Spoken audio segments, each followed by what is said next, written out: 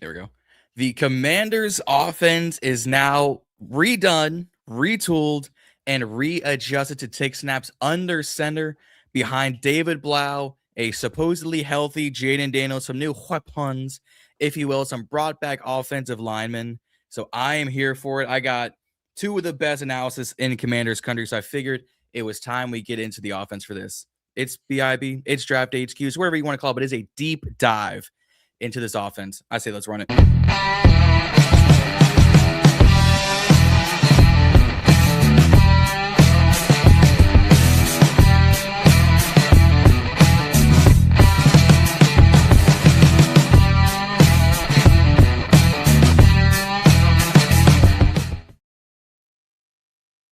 Grant, Asia, welcome back to BIB. Hey. What's going on? Appreciate you.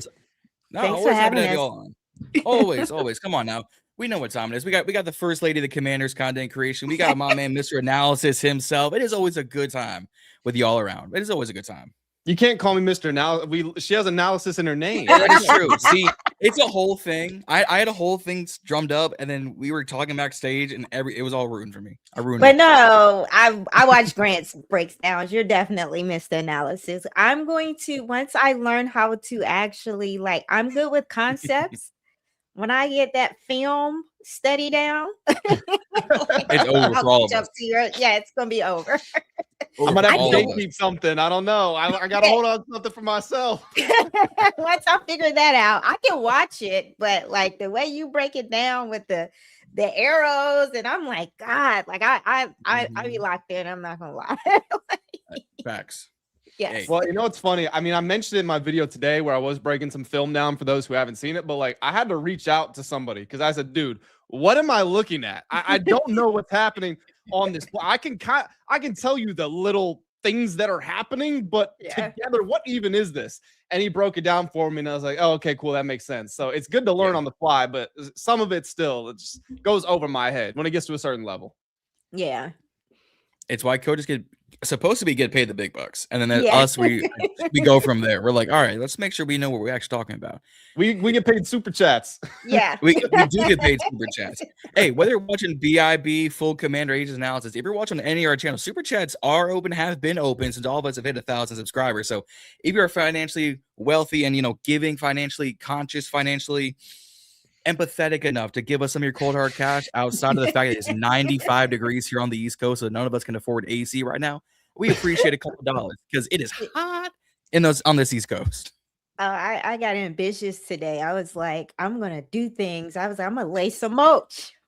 I was outside in the heat, and I was like, this is a bad idea. I think I'll come back out here when the sun goes down a little bit. I just was like, no, it is hot. It is hot. The sun turned into prime Pastor Tanny said, I'm putting an end to this right now. Yeah, yes.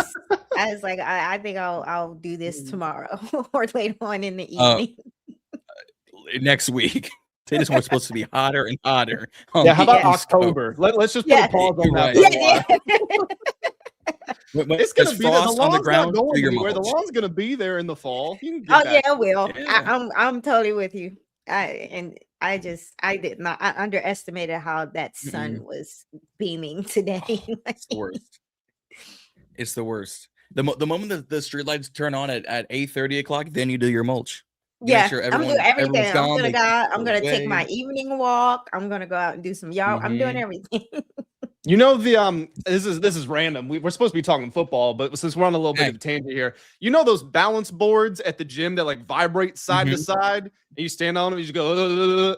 My girl, she is the master of buying random things on Amazon she has never spoken about before. We have a balance board, and it showed up 2 days ago. And I'm not going to lie, you brought up evening walks, and it made me think. I've been finishing dinner, and I've just been standing on the balance board for 10 minutes going while I'm watching TV. And I get off, and I feel like I've already digested everything after 10 minutes.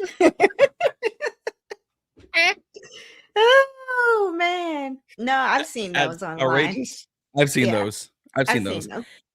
When you've never used it, you don't know how to feel about it. You're like, oh, what do I do? Yeah, what I do, that's something. It's strained. You get off, and it's like your legs don't work because they've just been. It's like your teeth chattering, but your body's doing it. So when you step off, it's like, okay, well, I can't walk normally now. Nothing's working. Not at all. Yeah. You start hitting the stanky leg on accident. Like, what am I doing already? It's like my knee. Ooh, You turn into D-Rose. You're like, my knee. All right, chill. That's right. I invoked Derrick Rose. That's my bad. Guys.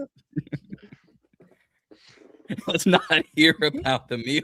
After that. Okay. Listen, I didn't tell you about what happened after that. I just said I felt better. Hey, it'd be like that sometimes. He said that's enough banter for. This is going left quick. This is the usual shenanigans you see on the Burgundy Breakdown. Now, this is a good time for me to announce I'm launching a health and wellness channel. Make sure you subscribe us. We'll stick to football. Yeah. Hey, I mean, I think people tune in. You'll be all right. You'll be all right. Just people will tune in eventually. Got a couple videos in there, and then we get to the races. But back on topic for one set in like 6 minutes, which is okay with me. I'm always good for some good banter. This offense, we'll start with before I bring up any graphics. Overhauled weapons, overhauled the coaching staff, new wide receiver coaches, new quarterbacks coach, assistants, offensive analysts to EOC on the inside. We've all kind of talked about it during the offseason, but I feel something about me feels better before this season than I have before we got a Cliff. Like, I don't know why I feel a little bit easier, like settling in of like, we got David Blough will be okay versus Cliff and Jayden. Arizona or Texas Tech? I don't know how to feel about this. Yeah. What do y'all think? Do you want me to go first, Grant? They always let the ladies. Yeah, definitely. I think I've been all over my platform, kind of kicking Cliff's back in here. So I think people know how I feel about Cliff. An understatement. He's back there, like you say, Cliff King. So getting ready to beat someone's ass. Yeah, I just am so happy to be moving on from the Cliff Kingsbury era. I just going through 2024, I think I was about mid-year. You remember where it got kind of stale and we were going through like a little 3-game losing streak. And I think most of the fan base was like, Cliff needs to open that playbook up. It was, so I think that's when for me, it was just like, I noticed Jayden was doing a lot, right? And I think it was the mic'd up for that Atlanta game where you saw how actually physically and mentally exhausted he was and how, dang, why am I drawing a blank? Marcus had to really get in his ear and talk him through that last play. And I just was like, wow, like everything looks so hard. Like nothing looks easy, and then, so coming to 2025, and because I do watch Caleb and I do watch Drake May, and it's just like, I watched Drake May go from 2024 and Caleb and how hard things look for them, their rookie season. And then they came in last year with the new coordinator bump and just things. They had the weapons, they had the answers, they had all of those things. And then we ran that back. And I just was like, it still looks really, really hard. But now compound that with the wide receiver 1 being injured and the wide receiver 2 in Noah Brown being injured. And then it's just real gadgety. And it just was like, what is this? It did not look like a pro style offense, right? And I was actually in the building as a season ticket holder. I got to see it live. And when you are in there live, there's something about watching on TV versus watching the game live. You can see that it looks very kind of like Cliff just like trying things to see what works, right? Like it did not look like it was like any type of sequencing. It did not look like things were married.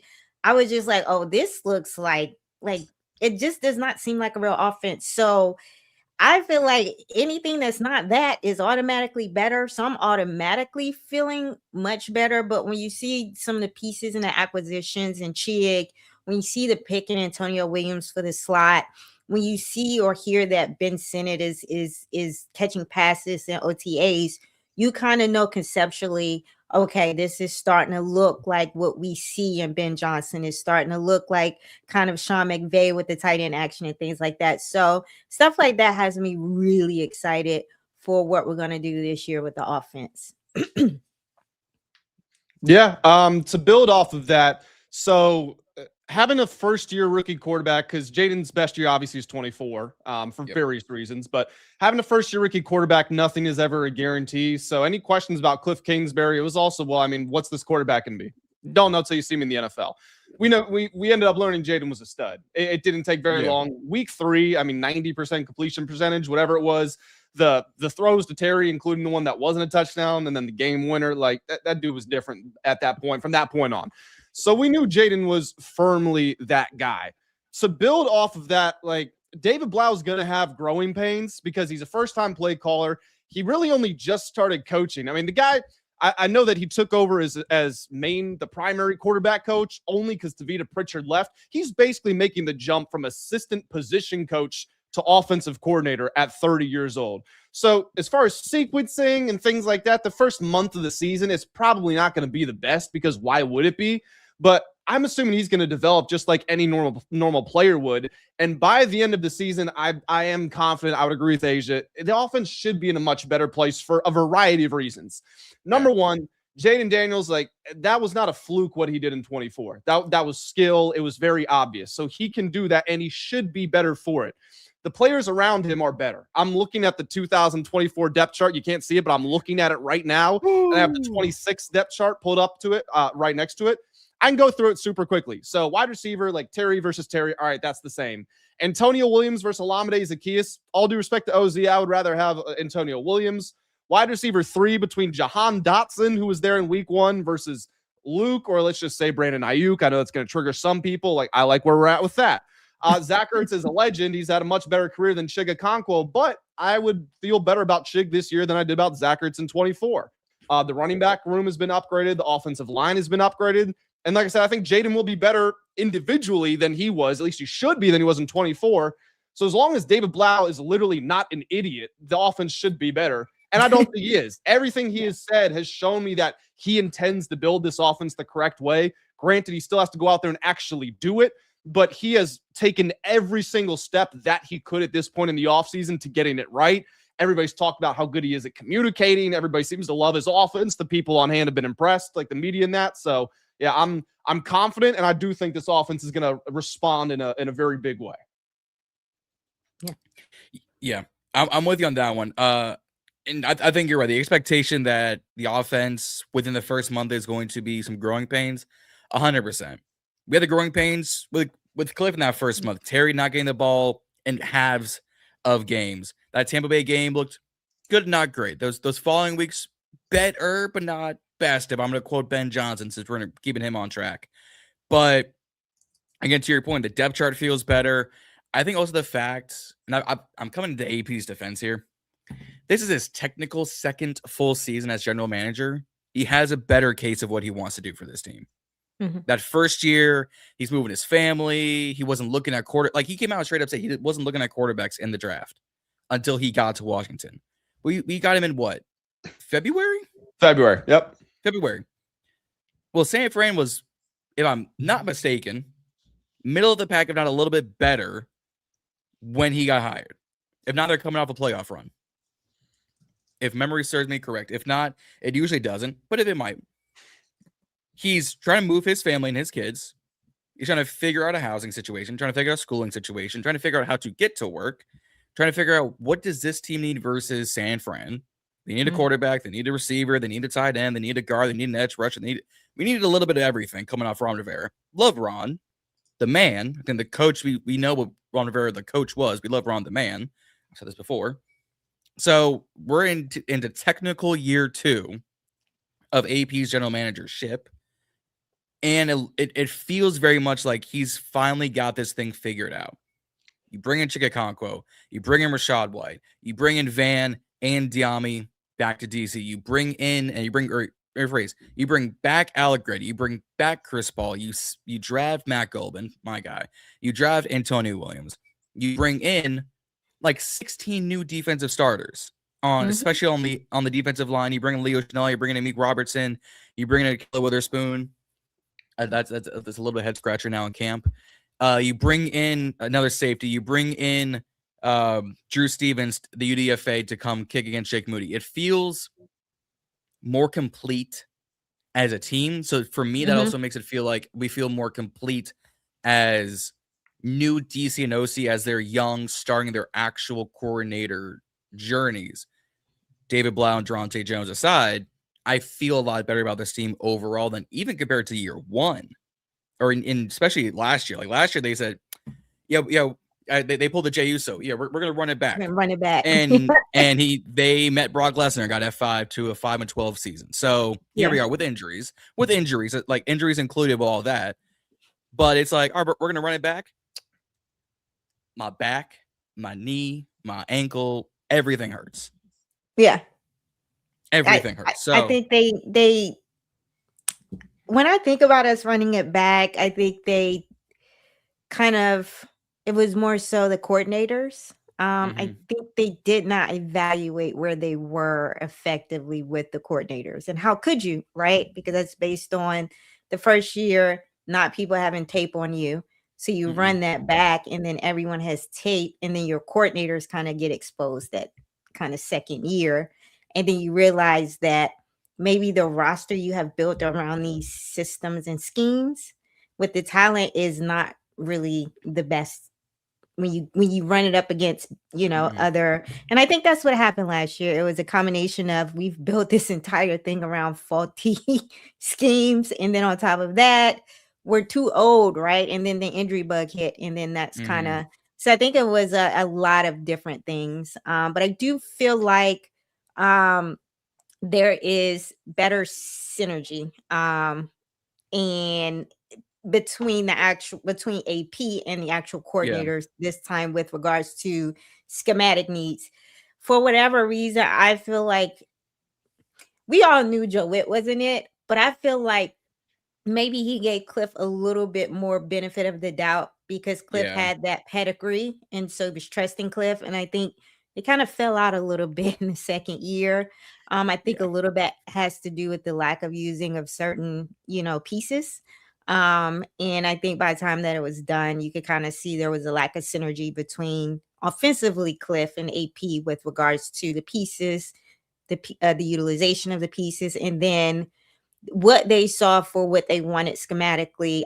There's no way you come out of that San Francisco system and you see what Kyle Shanahan is doing and the Cliff is passing the eye test. I know he's watching this like, what is this? Because that's like what they're doing over there with Kyle Shanahan is just some elite level, like, schematically and just like the IQ and everything. So I think that second year was kind of where the learning curve came for Cliff. For AP.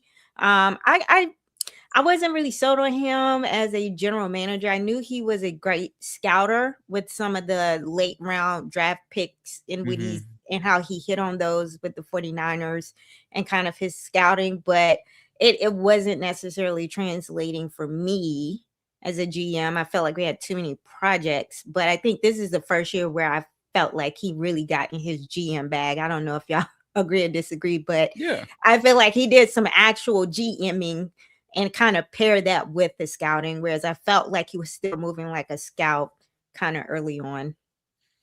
Now, I agree with that for sure, but I want to involve DQ in this as well, because I think both Dan Quinn and Adam Peters, this offseason could have been a time where they tucked their tails, both of them.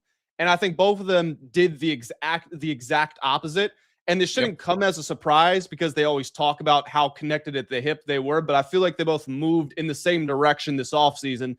And it wasn't just a couple of steps. It was leaps. I mean, Dan Quinn, he said in a press conference recently that he's an aggressive guy, like he's a risk taker. That might be true in a vacuum compared to the everyday Joe Schmo. But by NFL terms, he's about as conservative as they come. Fourth down play calling stuff aside, like he is a traditional coach. He was still trying to do that cover 3 with cover 2 rotation stuff that worked with the Legion of Boom 13 years ago. He brought his friends with him. He was not trying to take risks. He preferred to have the ghost of Bobby Wagner and the ghost of Austin Eckler and the ghost of Zach Ertz than take a risk on a 24-year-old. It's like he's traditional. He's conservative. He took a risk. I mean, Durante Jones has all the experience in the world, so I don't want to talk about him like he's a young coach, but he's a first-time play caller. And it's this Brian Flores system, which we're expecting him to bring some sort of derivative of, is unlike anything else in the NFL. So he took a risk there, and then it's ballsy to hire a 30-year-old, again, basically glorified assistant position coach. It's ballsy to make him your offensive coordinator, even though I think that was the right thing to do. I didn't expect him to do it, so I give him credit there. Where I give AP credit is I think he was drafting off of his philosophies in the first two drafts.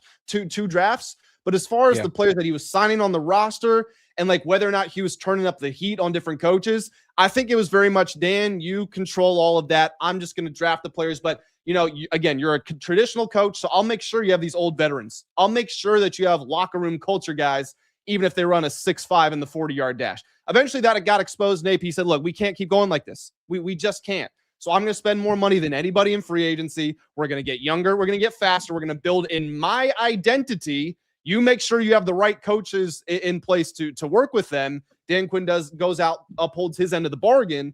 And then I think this team, again, it's moved forward, and it's moved forward collectively. Yeah, I agree. I'm with you on that one. All right, Maul, listen here. I don't fully agree with this. AP should be on the highest seed besides Trey Amos. He's about Terry Amos, Mikey, and JD5. Who else has drafted that we felt good about? This draft has to pop, or players of previous ones must pop. I wouldn't say hot seat. I'm burning. Can I go first here?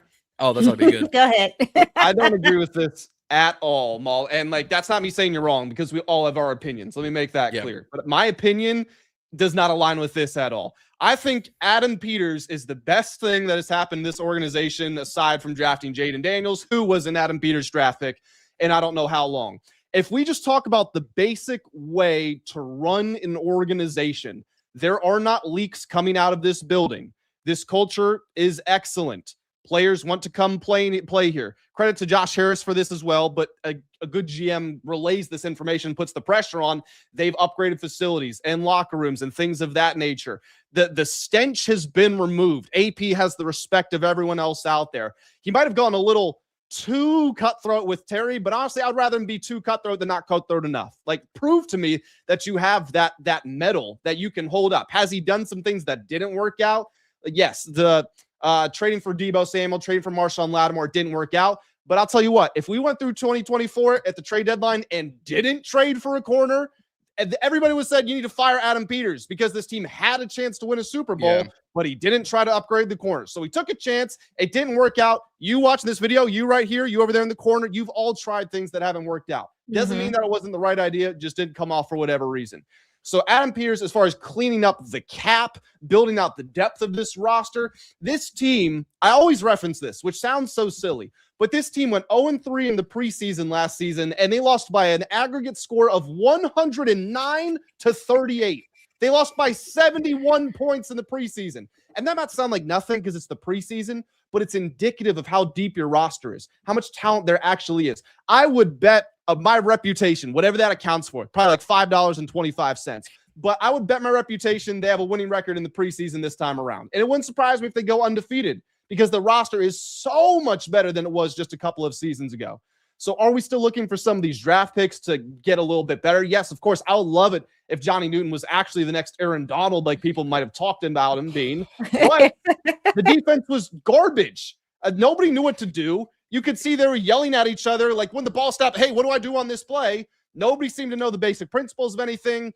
They were trying to turn Mikey, who's 5'8" and doesn't have long speed, into a cover one press man corner. Like, it's just obvious. I see someone capping for Joe Witt in the chat, and we gotta just admit that Joe Witt misutilized some of the players. Like, you can call him a scapegoat all you want, but at the end of the day, he is the coordinator. That's like me being the boss of a team, and my team performing badly, and at the end of the day, the leader is going to have to be held accountable to that. You can't have a bad defense for 2 years. 2 years.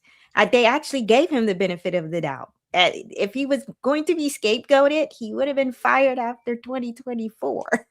They let him stay on to give him another shot at this, like, and they gave him some big body DNs because what Joe Witt said we needed to do was to set edges, right? So they went and gave him some big body DNs to set edges. And you know what? The linebackers were still too slow, right? That's him missing that evaluation. He wanted to keep Bobby out on the field. He liked Louvu, and he refused to play Jordan McGee. So, I'm not going to sit here.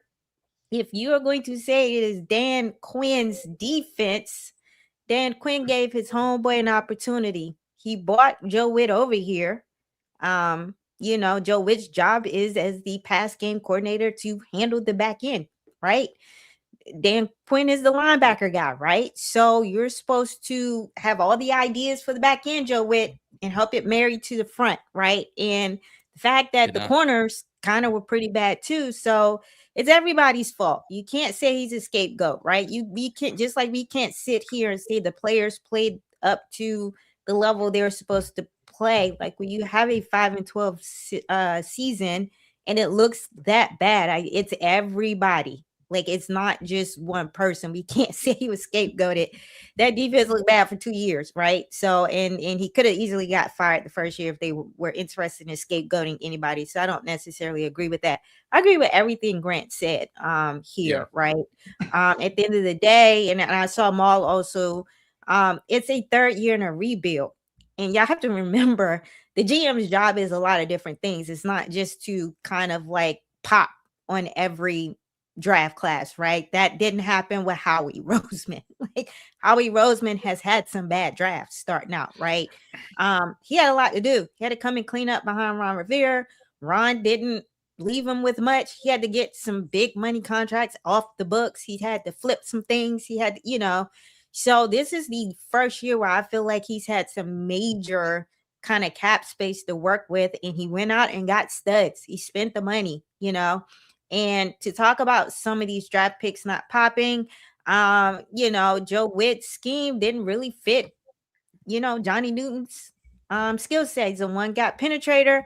Joe Witt running a two gap, kind of like technique or scheme, so Johnny Witt's not a run stopper, but he wanted to use Johnny Witt as a run stopper. We are talking about a fullback tight end hybrid that's supposed to be used in 13 personnel heavy tight end looks. When has the spread air raid system ever utilized tight ends? Never, right? So yeah, like he is over there in the Shanahan scheme looking at that Kyle Juszczyk and how Kittles is getting busy as a tight end.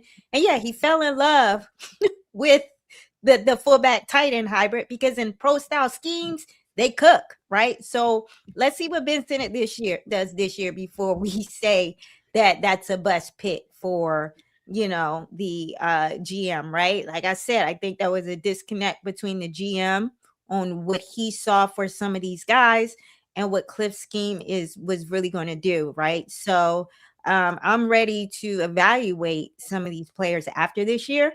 But yeah, I had to. So why draft him if he doesn't fit the air raid system? Because I don't think AP knew that. I think after this year he knows that, right? We are talking about a guy coming in very quickly. And to John's point, I am over here in the San Francisco system. In the last few years, I've been scouting specifically for the system, right? So what I'm familiar with is what fits a pro style scheme. Now I'm got this new job and I'm coming over here and I'm in real time having to draft based on what I've been scouting and what I know of players for the last 2 years in a different system, while also trying to find fits for systems that I don't know what it looks like, right? And Asia, who did AP tell Ben Sinnott he reminded him of when he called him? He said you remind me of George Kittle and Kyle Juszczyk. George Kittle and Kyle Juszczyk. So yes, like I get what everyone's saying, but that was within the context of that scheme. And again, at the end of the day, he's a tight end. You can still use him, right? So that's on Cliff for wanting to lean on Zach Ertz and not use him, right? So it's not saying that you could not get utilization out of him.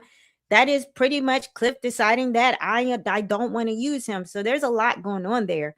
But at the end of the day, you gotta like, come on, man. They came in here and had to very much on the fly, like kind of piecemeal a team together. And they took that thing all the way to the NFC Championship, right? So you sitting here ready to get rid of the GM after that? Like they fell off last year. And step back 1 year, step back. Like you gotta give them the third year to get it back on track before you're ready to throw everybody away and put them on the hot seat and fire people. That's just not reasonable. So I have to agree with Grant on what he said around. You know, John, can you go to the private chat here? I've sent you a link. Is it possible for you to pull this up real quick? Oh, for sure. Come on now. Thank you. If there's anything, I got video clips for days. Let me see this thing. So this is for the people saying that Joe Witt Jr. was scapegoated, anything like that. Look, the two things can be true. The team has been upgraded since. He didn't have the good roster to work with. He also did not do a great job. And this play, more than any other, proves that to me. Before you press play, just so everyone in the chat is on the same page here. Cover 0 is the most aggressive play that you have. 0 stands for zero safety help. It's man on man. We are blitzing everybody. This play is a cover 0, and they rush 3 people. It's supposed to be 6, 7, or 8 blitzers. They have a 3-man cover 0. So play this out and watch Lattimore, watch Reeves, and they're all pointing at each other like, "What are we doing? What the hell's going on? What are we doing on this play?" Just look at what happens here. Louvu right now has got his arms up. He's like, "What's going on?" Everybody's running around. Reeves is gonna crash. Reeves right there. He's like, "What's going on?" He's looking like, guys, someone tell me the play. Look at this. They rush 3 and they have nobody deep. This is in like week 8 or week 9. They're going against the team that nobody knew they were going to win the Super Bowl, but they did end up winning the Super Bowl. This team was just so unprepared. And I make sure to say this because I don't think Joe Witt is a stupid guy. You have to be a freaking genius to be at the level that Joe Witt Jr. is at. That doesn't mean that he had the attention of the players. That doesn't mean that he knew their communication style. Wherever it went wrong, it went wrong. So again, the roster's a lot better now, but Joe Witt Jr. did not cover himself in glory in any way. No. Well, then even run this through, see if I can do a frame by frame on Twitter. Tory Horton, I wanted selfishly. I did too. Yeah, we agreed on that. We were so agree. 2 yards of separation on Mike Samerson, who was supposed to be, as Nick Saban himself, the god of college football, if you want to call him that, the best pound for pound player in that 24 draft. Shout out to Kay. She sent a $5 super sticker and super chat to all of our channels. We love you, Kay. We appreciate you. We always do. That's insane, by the way. Thank you so much, Kay. Thank you, Kay. Truly. But look at Wagner all by himself on an island, wishing he had some dinner right now. You see, I don't even know who this is, standing up straight as Ashton Genty in college. You have Von Miller here, arms. He has a free shot to Sam Darnold and doesn't take it. You have, I forget who this is down here, separation of about 5 yards. All right, this receiver's done. Tyler Owens has, I'm going to assume this is JSN just based on coverage. No, JSN's at the bottom. They have a bracket on JSN. There we go. That he's on Charbonnet. There he is. Yeah. Oh my God. The glass of wine himself. But look at this. 1, 2, 3 yard of separation on Mikey. Here comes Jackson out of his break. And this is number 2 right here. I forget who this is. This might be Jake Bobo or Cody White. Or Ricky White. One of the two. And then Darnold's on the ground, ball's in the air, separation, gonna get away from these defenders, separation, would come back if Tyler Owens could play coverage. And touchdown.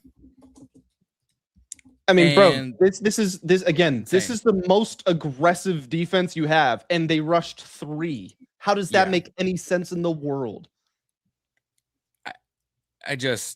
Yeah. Well, remember, I think the Seahawks, this is the one where they came out and said they knew everything that Joe Witt was running. Yeah. This was the game where they came out and was like, this was the easiest coverage they ever went up against, and they knew everything that is on the coordinator not making adjustmts. That they are doing their job, watching the film on Joe Witt, and Joe Witt's just coming out running the same thing. So that, like, I get what you're saying. People, I hear this a lot. People feels like this defense belonged to DQ. DQ is the defensive-minded head coach.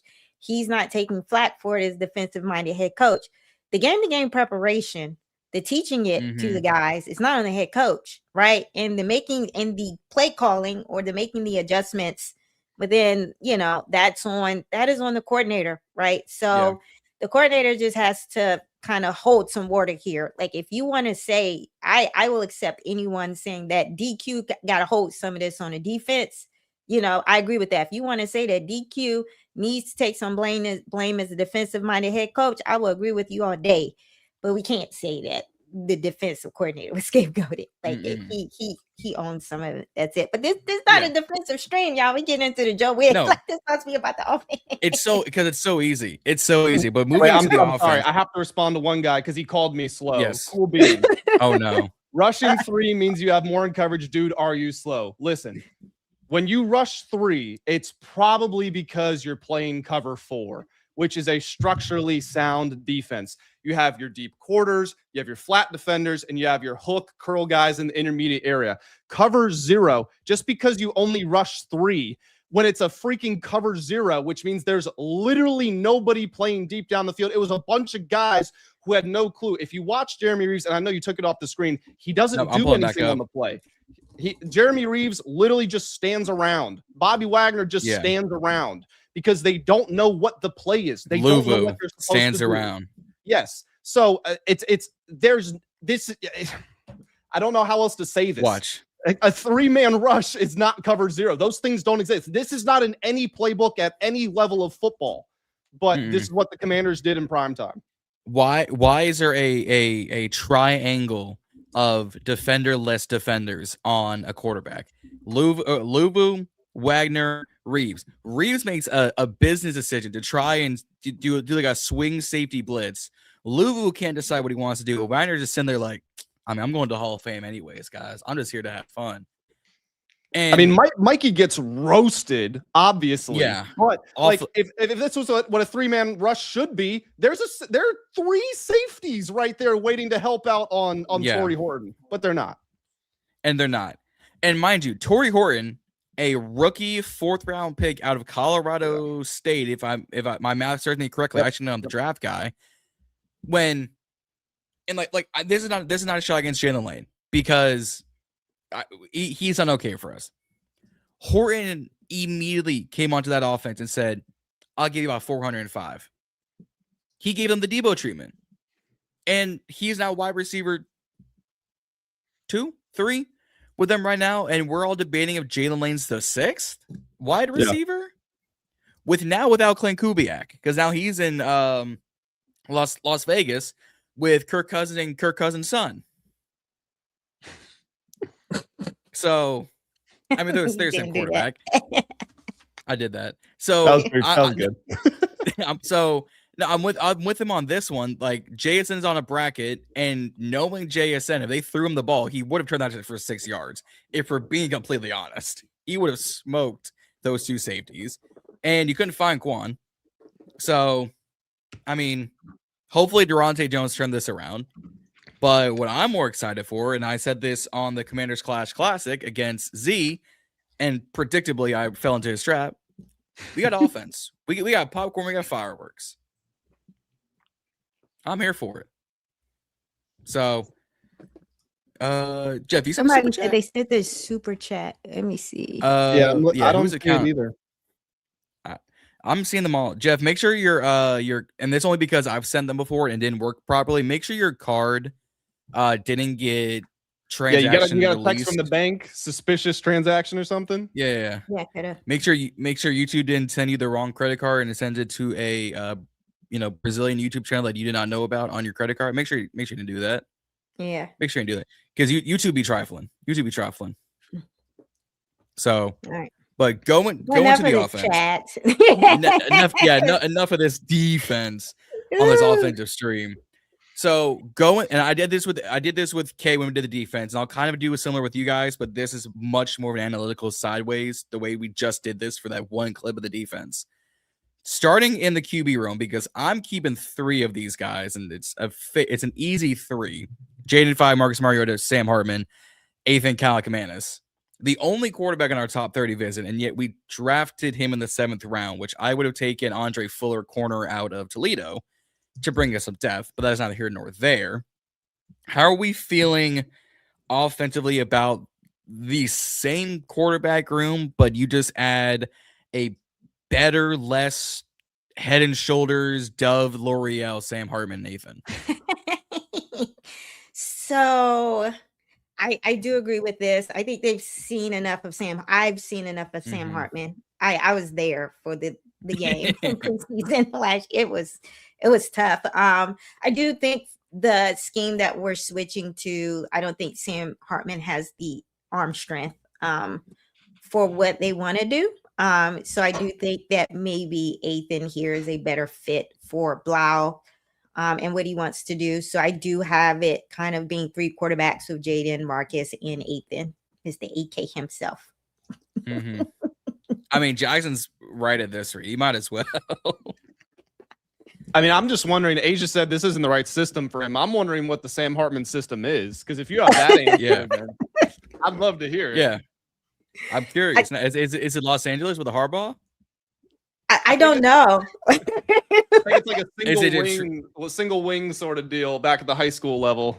I mean, if you want to go that route, he'll go to the Jets. Yeah, we were literally tanking. They can say they weren't tanking all they want, but we were literally tanking, and they refused to put him in there. That's how bad he is. That was crazy. Yeah. They signed Jeff Driscoll and put him on the roster like a day later. It was so fun, and the fact that we all like for all of us who like recognize what Jeff Driscoll was, he fit right in like a glove. Yeah, it was the best, and it was like. So this tells me they have no faith in the former Notre Dame Fighting Irishman. It's just like, Coach Driscoll, you want to come back real quick? We got you. I think the fact that they drafted Ethan, and I think the fact that David Blough was the quarterback coach, so he's been in that quarterback room. I think he just has a clear-cut handle on the ceiling here for one Sam Hartman. So the fact that they drafted the quarterback here just lets me know that they've had enough of that experience. And Cliff used to make comments about Sam in the pressers too. So I don't think Cliff was high on him either. Not at all. There we go, Jeff. Now we see it. Now we got you. Appreciate you, Jeff. Appreciate you, fam. We appreciate you. Now we get to play the mystery game of who was it actually to.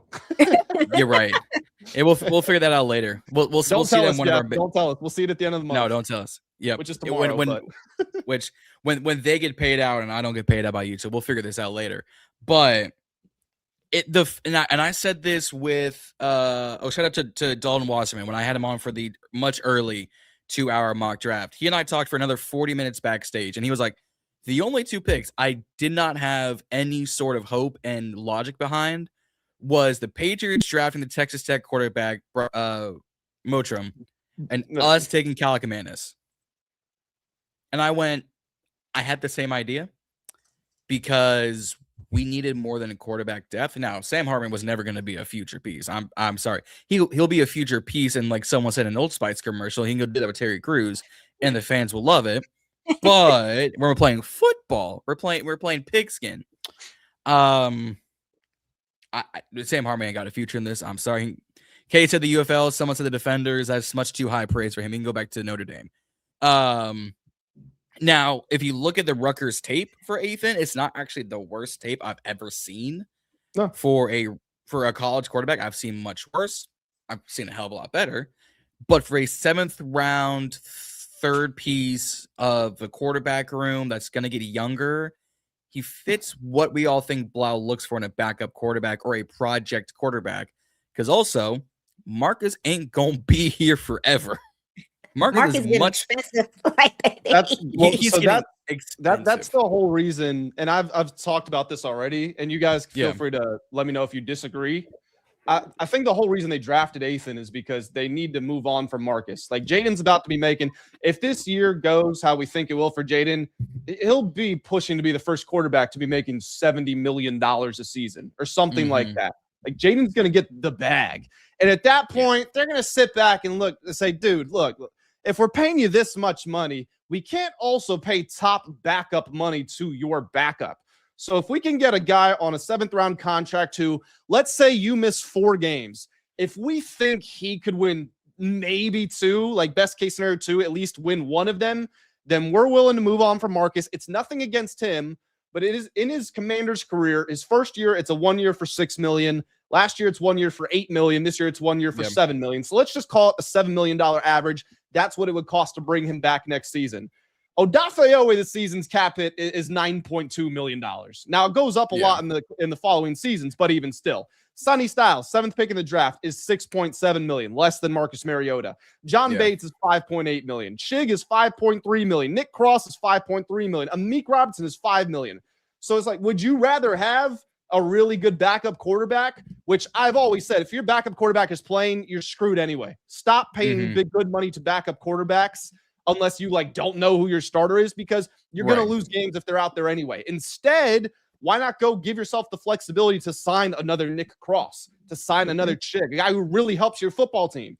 So if Ethan is mediocre, that's enough. That's enough to justify it. I think he's on a rookie deal. So you kind of, I had a theory or a thought process here in that, he elevates to quarterback 2 and then maybe Marcus goes more to a quarterback 3, then you kind of force his hand, because I've listened to Marcus every time he goes out. He wants to be back on the West Coast with his family. So those are the only jobs he really looks for. And then he comes right back here because he just loves it here. He loves the building. I just feel like he just is he feels like he's on kind of a quarterback coach type of trajectory, and kind of that's where he is in his mindset and what he wants to kind of be transitioning to. So I wouldn't even, I can see Marcus coming back as kind of like a quarterback 3 just to stay in the room and get that opportunity. But quarterback 3 is cheaper than quarterback 2, so it just gives the front office more negotiating leverage in terms of that price point. But he's starting to get a little pricey. And he is. So. When Marcus's contract in its entirety is what they're paying the entire practice squad members, that's insane. Yeah. For a guy who, if everything goes how you want it to, let's think about this. You build your roster to make yourself as competitive as possible. If you're as competitive as possible, that guy you're paying all that money is not touching the field. No. Yeah, he shouldn't. Nope. Not at all. You don't want to pay Jayden the big money quarterback contract and then you just don't. So I am looking forward to a point where we push Marcus down a depth chart here. It's been great. But I'm seeing way too much of the backup quarterback here. So it's time for us to move on from that. I've seen too many Marcus Mariota check downs late in the season. Yeah. I love it. I mean, going to what Asia said about the Seahawks knew the play, the Dolphins said, we knew he was going to throw us one. It was there the wole game. Just in overtime to win the game. Marcus will throw you out of a game. And it's so, love Marcus, but you're a 12-year vet, Heisman trophy winner who went to Oregon, and he made, I get it, he made a mistake, but he spent a rookie mistake, because if Hartman throws that pass, we know what Hartman was going to do. If a wide receiver had thrown that pass, all right, cool. This was overtime, and they drew you ass like a book. Yeah, they had your ass locked down. Yeah, he gets very pass happy. Starts. I was in the building for the Broncos game. He was slaying that thing. It was like there was some. I was like, all right, he's starting to get too comfortable. I want him to hand this ball off. Because that Marcus starts to really settle in, and then he starts airing it out. He think he back, in college. at Oregon. So, Right. sometimes he does get a little pass happy. But I think from Mhm. just a roster management standpoint, it just makes sense for AK to kind of for them to be developing Yep. him as the heir apparent to Marcus. So Yep. this makes sense. But yeah, bye Sam Hartman. Somebody made the case Bye-bye. that we're about to see how much motion Jayden really has. Like, because Sam Hartman is Hey. still on the team. Like, Hartman is about to be part of this command of force on the sidelines for years to come. yeah. He's gonna be up there with Tana and Smoot and all them. You're right. Yeah. Right. On 2027, why is Sam Hartman the command center? Sam Hartman's the Journalism? first ever live game liaison reporter who's on the sideline with a microphone. Yeah. Oh my God. What halftime? Why is Sam Hartman wearing an EA helmet? Are they doing testing for 28? Oh no. Oh Yeah. no. I think the ladies in the fan base will be disappointed, but I'm one of the few that is just ready to move on. Hey, Yeah. if Hartman goes to the Chargers, they need to sign up for that Head and Shoulders commercial. They got two all They got pros two right of there. them. Yeah, they got two Yeah. of them over there.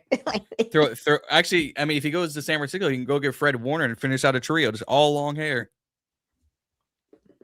Let's give Hey. Cool Pink. All right, Cool Beans. You're right. All right, You're cool. right about everything. And whatever you plan on putting in the chat, just give him his, like, just let him have his kind of goodness gracious. You're like a toddler. You just need to constantly. You are right, buddy. You are so right, You and good. we are so wrong. So hopefully that. Come on, like, fam. Yeah, good See- God. He is see, killing Cool the chat. Killing it. Yeah. See, Cool Beans sat down, heard us talking, and We said, starting off on bullshit. How the fuck? that's immediately what happened. Why do you have that queued up? My man If said you he's saw gonna my troll us soundboard. troll us the whole live stream. Dang, Mhm. bro. Like, you right. Hey, I don't if even you got saw my it. soundboard, Yeah. hey, Cool Beans, look, I'm gonna need you to relax, my buddy. Relax. Take it Yeah. easy. Yeah. Hey, Cool Beans. You are preaching some bull jive right now. You on that narcotic and you know it. Relax. Todd, Leave him alone, you John. screwed up. I've never even seen these clips before. Hey, what did I say that at Triple C? You don't got to be ready, be stay ready with these things. My soundboard Yeah. is outrageous. Crazy. Go into the biggest piece of this offseason and kind of where we're at now with the whole will they, won't they, Ayuk to Dig situation. This wide receiver room. This is all 11 of them on the roster, from UDFAs to practice squad to draft picks to signees. 11 wide receivers on the roster. Would have been 12, but they got rid of Ja'Cory Brooks early in the offseason. It's a room. Terry and the Pips. Terry and the guys. Wait, this is all of them? All of them. I think you're Who am I missing missing? somebody. Right Oh, yes. I got it. Yes, indeed. Yes, indeed. You should have known, Grant. You should have known. I am missing Brandon Kryuk. You were 100% right. Listen, It was not a dog whistle, Cool Beans. It was a straight up me calling you a troll. It wasn't a dog whistle. Dog. I'm too straightforward for that. You are a troll. Let's get back to this though. Back to business. I'm gonna put this out there, and you guys can do with this what you will. This is a little theory. I wrote an article on Substack, and I actually forget what it was about at this point, but it was called the Full Command Conspiracy Theory. I like putting some theories together, right? Brandon Ayuk, I'll make this quick. He thought he was going to be released by June 1st. I think that much is clear. He's not. He starts posting blah, blah, blah. He's posting every single day. So my girl works for the government. And one of the things she taught me is when they're evaluating like foreign leaders and whatnot, just people of importance, they don't judge them by what they do. Like if what they do is horrible to us, like whatever. They judge them by what is the baseline for their behavior, and then do they deviate off of that? So if you have someone who is erratic and then all of a sudden they're very calm and consistent, like that's an issue. Something has changed. If you have someone who's very flatlined and then they become very eccentric, something's going on, right? So Brandon Ayuk had been escalating. His behavior was videos, Instagram posts, everything like that. Then it goes to YouTube. What's the last thing we heard from him? We learned on Saturday that he filed the paperwork, fired his agent. He makes a written statement, which goes on Instagram, but it's a written statement, no picture, no video, no voice, nothing. Just appeals to the NFLPA, and he's been radio silent ever since then. So I can say with a reasonable level of confidence, he is going about the things that he needs to do behind the scenes, getting the warrant taken care of, trying to get himself reinstated. I don't know if someone's in his ear or not.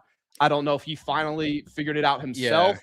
But I would almost guarantee that he is now on the road to getting reinstated.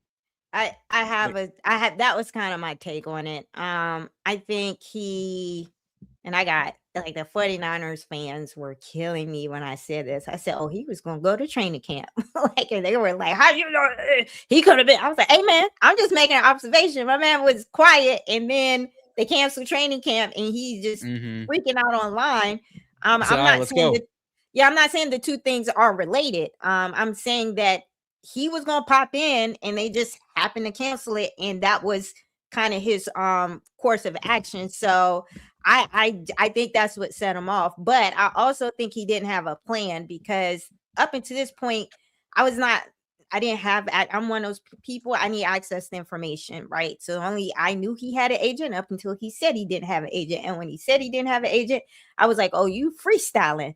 So I think somebody has got a hold of him. And I think it's because you are now making this messy for the Commanders, which, we don't do mess over here, right? You got people online talking about tampering. You got it was cool when you were just beefing, and that was between y'all over there.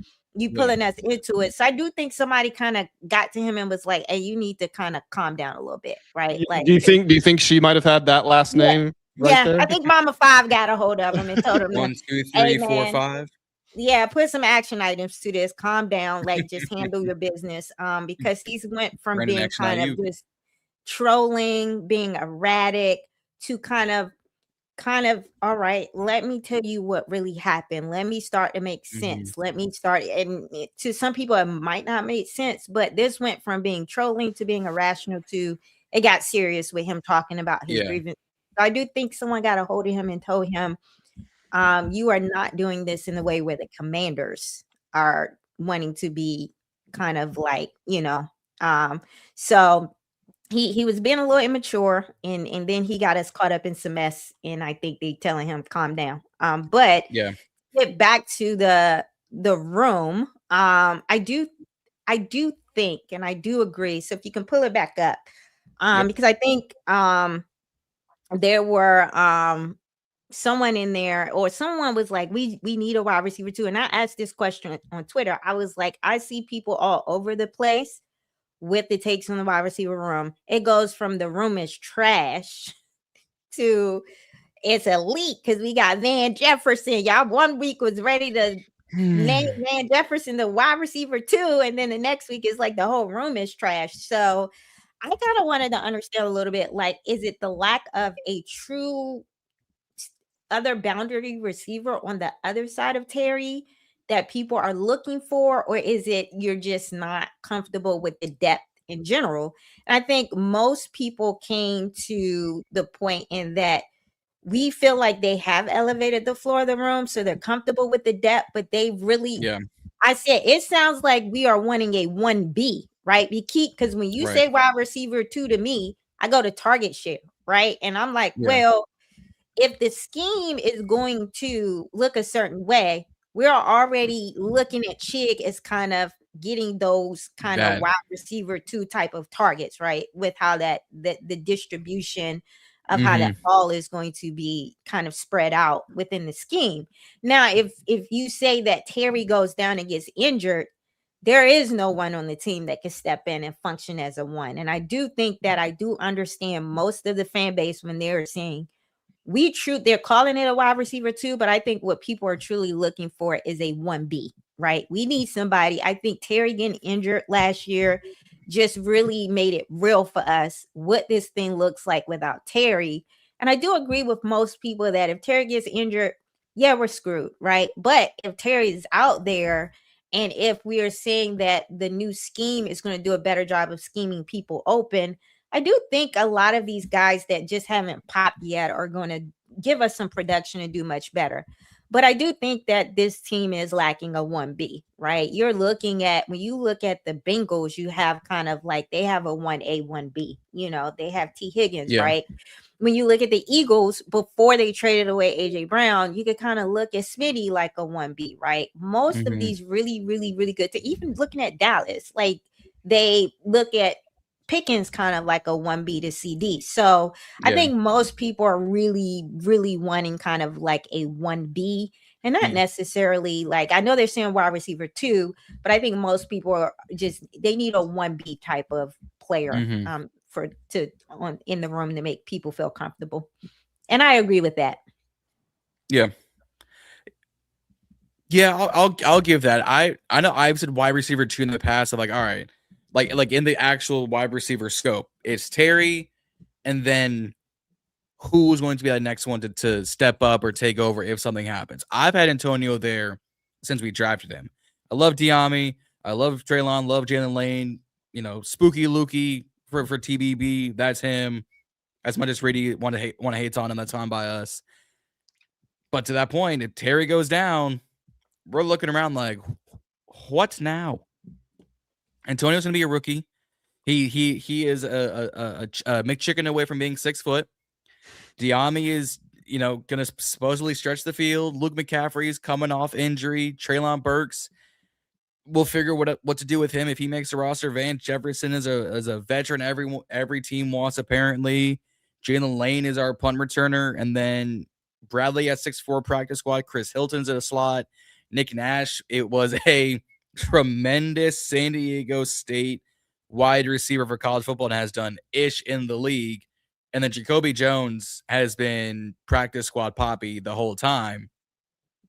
I get the idea of we don't have a 1B unless in this actual wide receiver thing. Now you could say 1B is Chig or 1B is Williams. I think for a lot of people outside of Terry, a lot of people, casuals, can go, who else?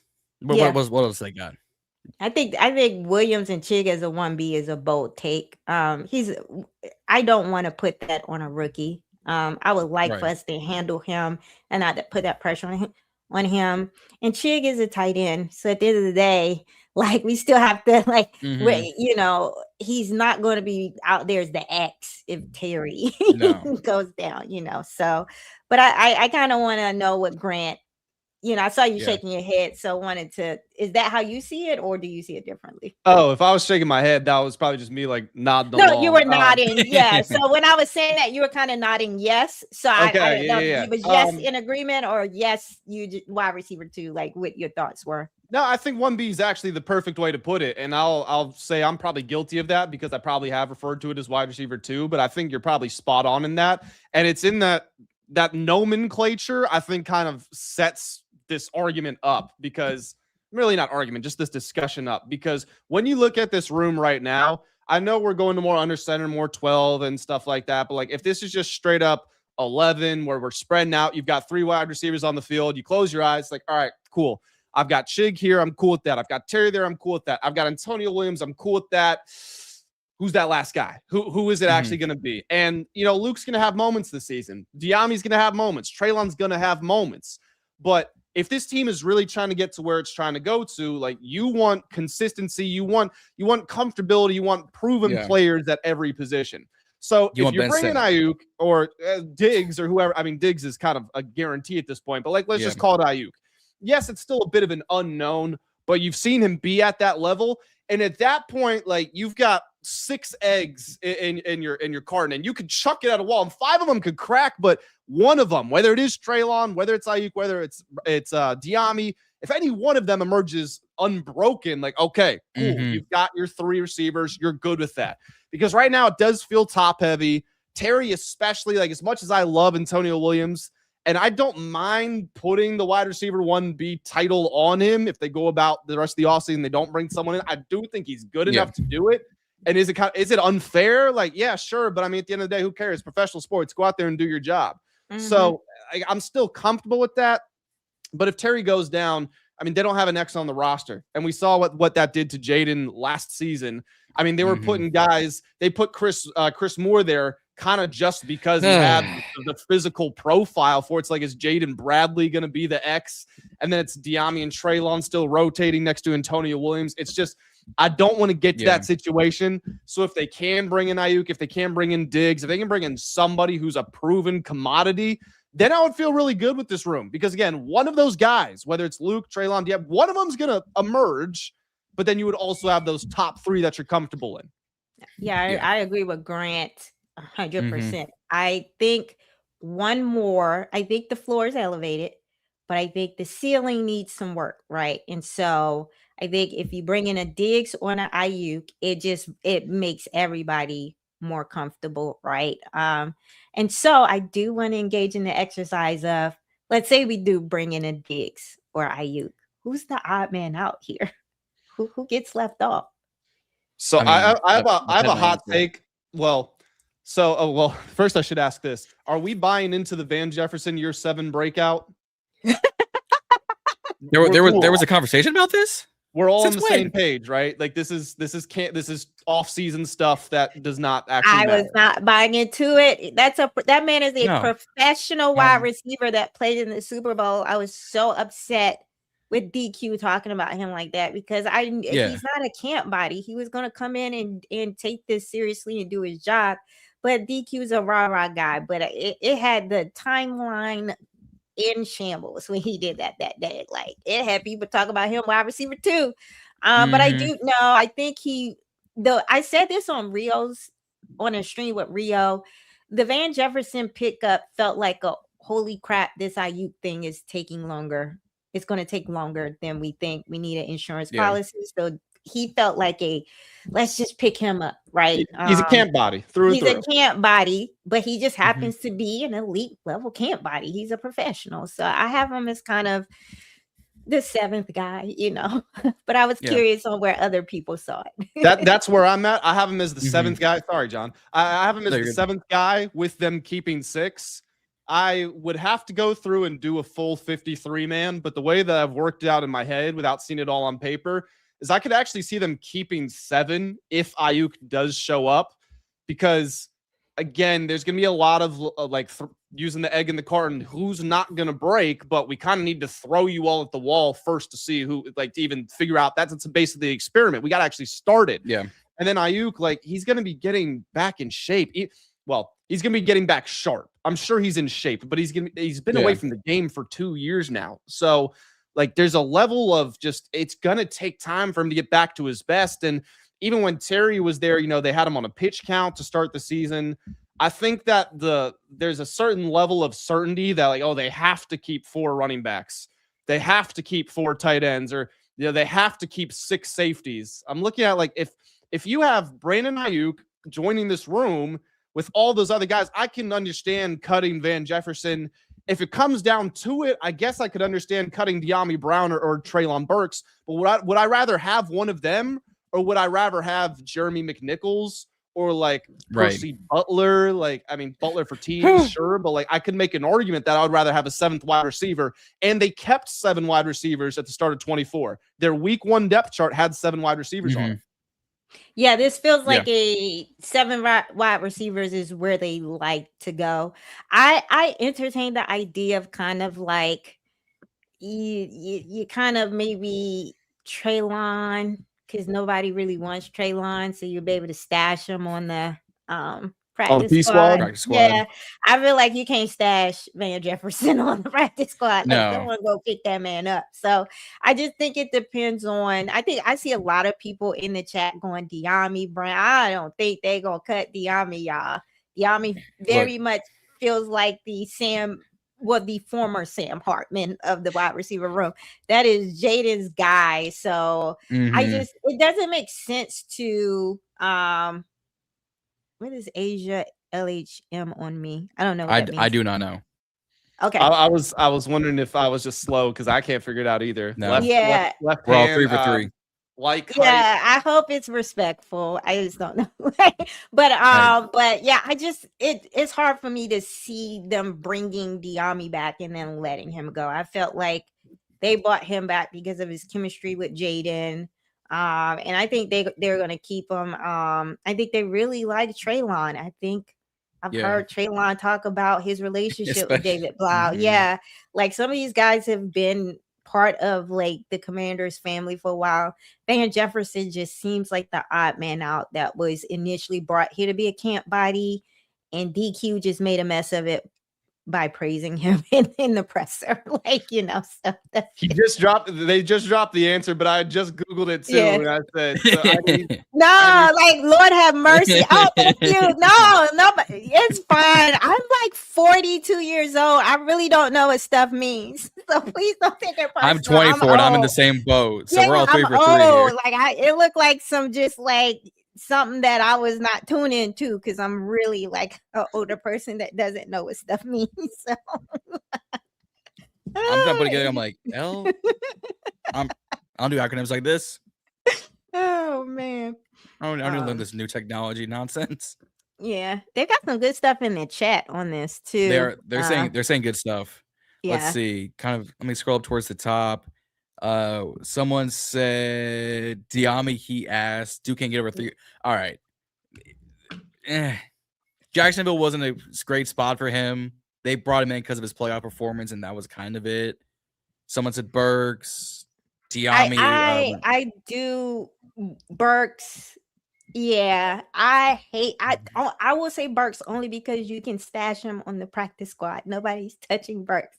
So I can and also him. He's much bigger injury risk, I think, is a big part of that. Yeah. So you know, that I do agree with that. I won't disagree with that. No. Jeff saying Luke's gonna have a good year. I hope so. I need to get that jersey fixed properly. I mean, Luke in a progression read scheme. I mean, like we got to be realistic that Luke's not like a wide receiver 2 or like he's a little further down the progression tree, but I like him 4 or 5. Yeah, if you can scheme him up to get like a matchup on like a safety or something like that, I like him. I think he's a very smart wide receiver. That's very like, you know, his IQ. When he finds a matchup, he knows how to exploit it. But I don't see him like consistently going up against cornerback 1s and cornerback 2s. You gotta scheme him a certain way in the scheme to get the matchup, right?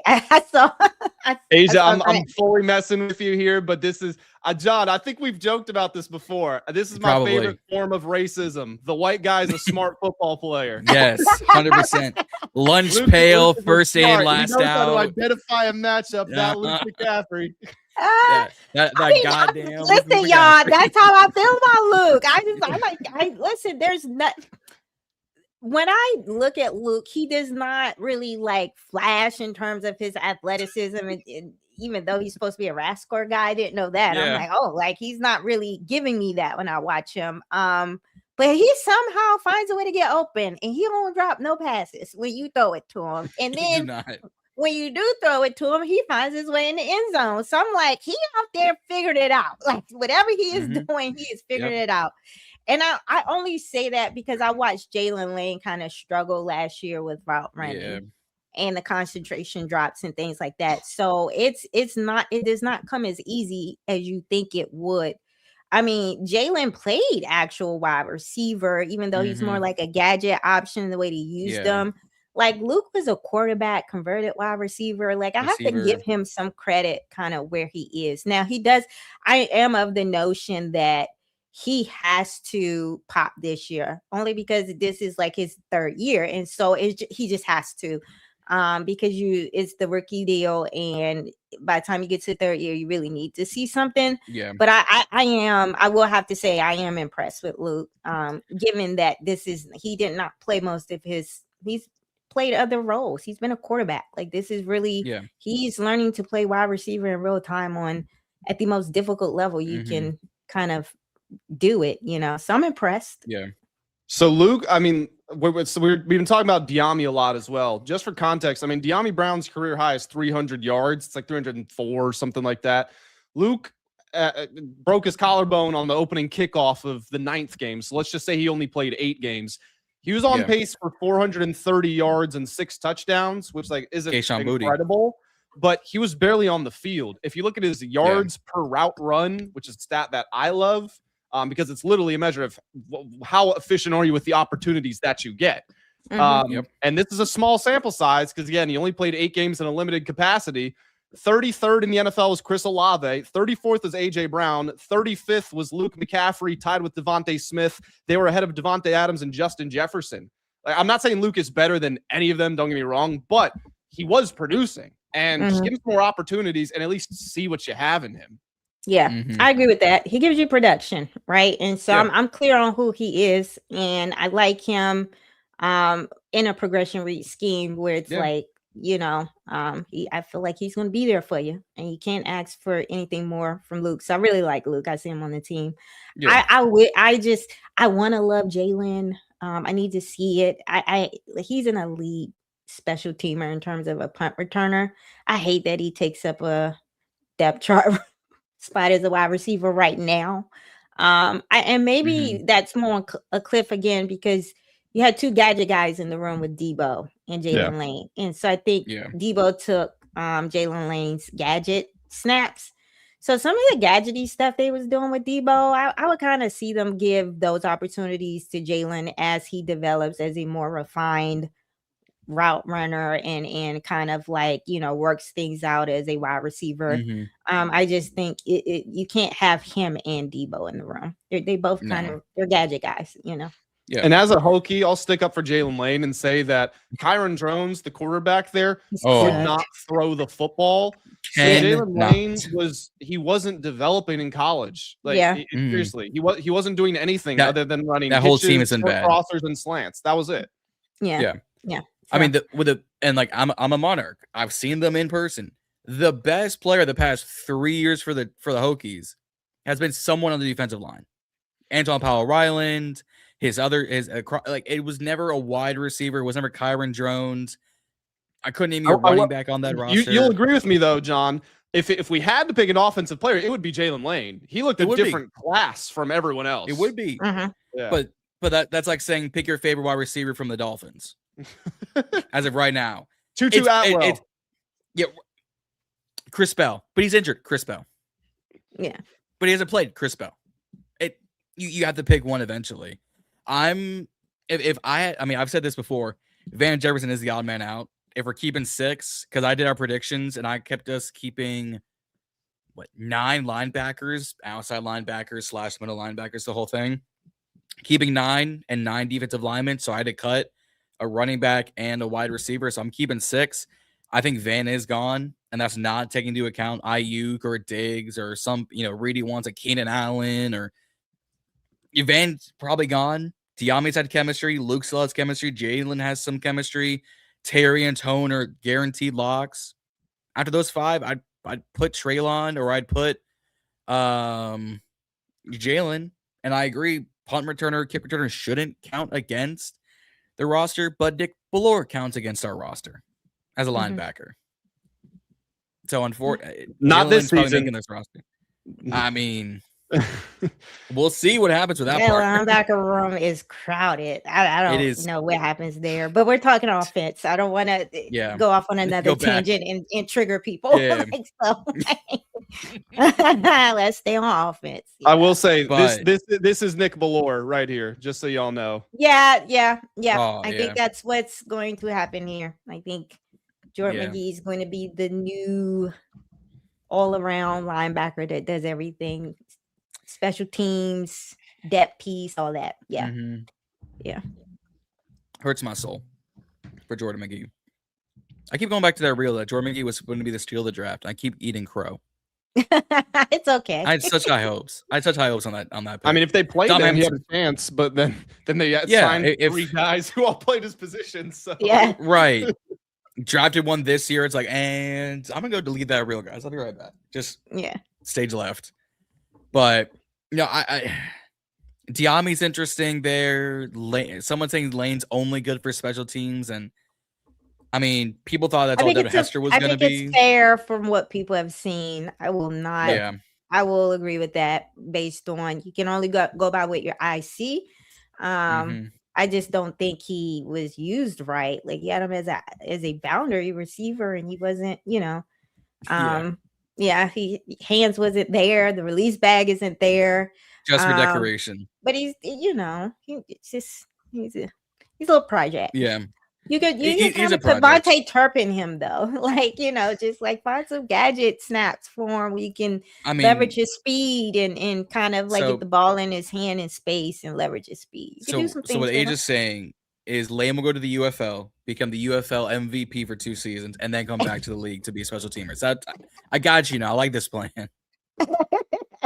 When the UFL's cut in 3 years. I'm trying to be glass half full here, I guess. I'm trying to be positive on Lane and not bash him too much. I'm with you. I still would have taken a different receiver at the 5th round. I also wasn't scouting Hokies like that because I watched him play and I went, sorry, Grant. Neither of our teams were good the past 2 years. I think if he didn't just do punt returns and actually did kick returns too, you just feel like you're getting better value there.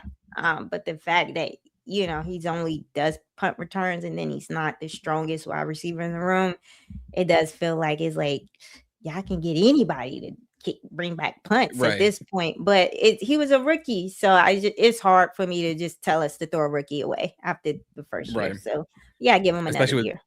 Give him another year. Loose. Yeah, you have to finish out these rookie contracts. Yeah. And I think some people.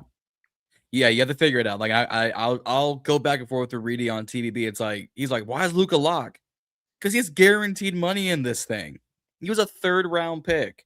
You have guaranteed what 1.5 mil into Luke every year as a rookie contract. Jalen Lane's pushing, I think, 65, 70 as a 5th round pick, and you still spend draft capital on him. If I'm cutting anybody. Also, with Luke too, like Luke's a top 3 receiver on this football team. I know that's going to ruffle some feathers. People don't like giving Luke McCaffrey compliments, but he is. If they have 3 receivers on the field right now, Luke McCaffrey's one of them.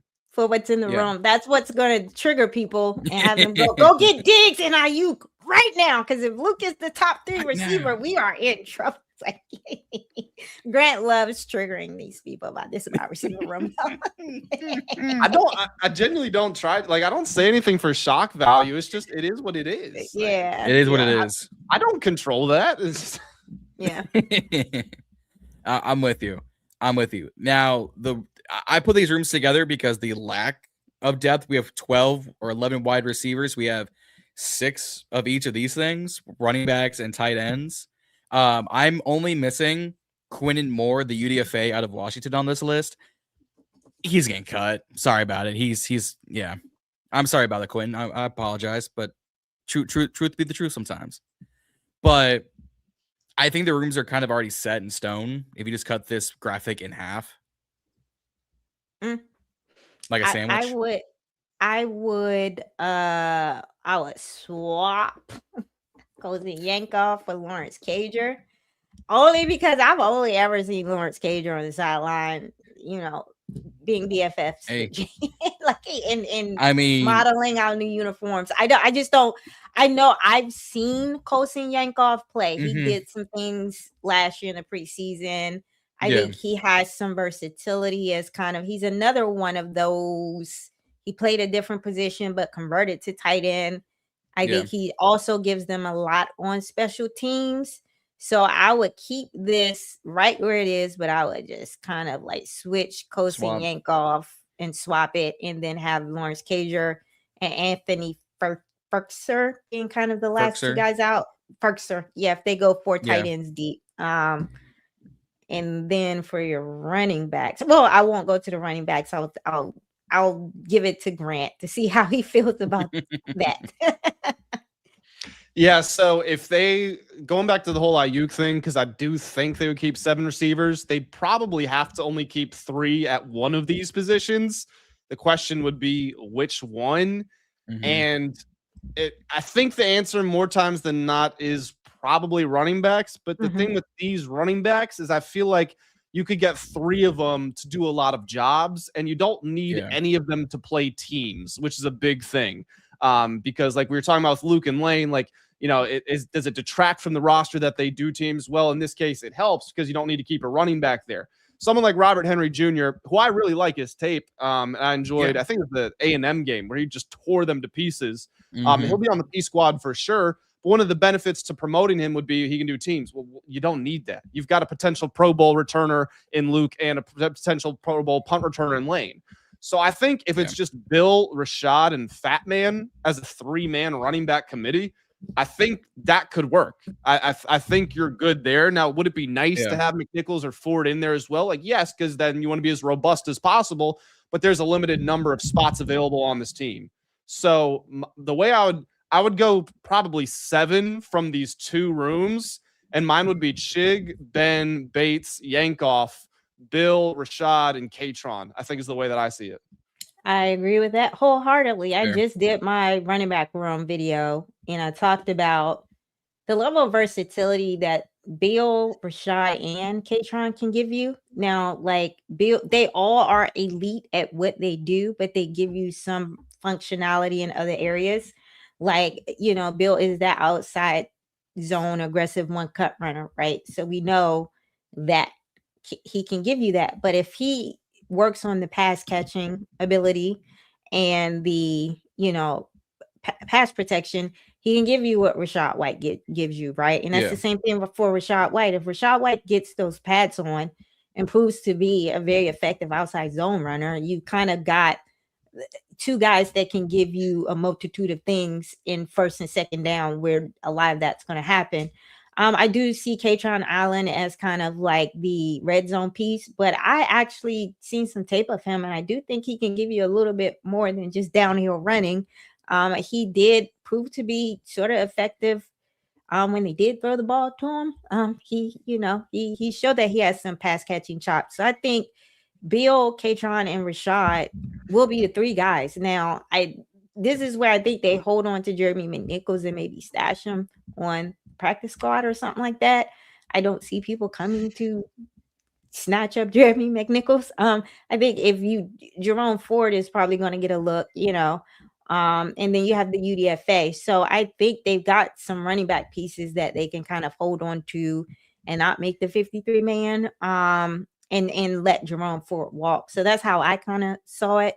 But you got 2 guys on rookie contracts, which is some elite, again, cap management, roster management. I cannot see AP kind of just ignoring that, right? So I do think it's going to be those 3, like you said. And I do think that Colson Yankoff is kind of the last tight end in the room that kind of makes it in the room. Fair. I mean, unless you ask Dan Quinn at the coaches' breakfast, he was high on Lawrence Cager for whatever reason. It's part of who DQ is. This is the type of stuff that is important to him, and I think it's important to some players on the roster. But it's the type of stuff that annoys me. It's analogous to the weekly captains. He wants everybody to feel valued. So Terry McLaurin's in the best shape of his life. Jayden Daniels is back to win the MVP. All this stuff. Man, have I enjoyed Sam Hartman's competitive spirit this offseason. Like, what are you talking about?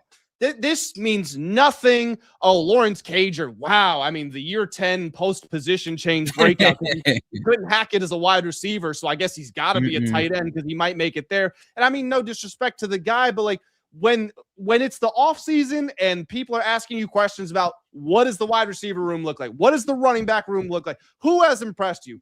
Don't consistently talk about the guys who aren't going to make the roster. And again, I'm just complaining.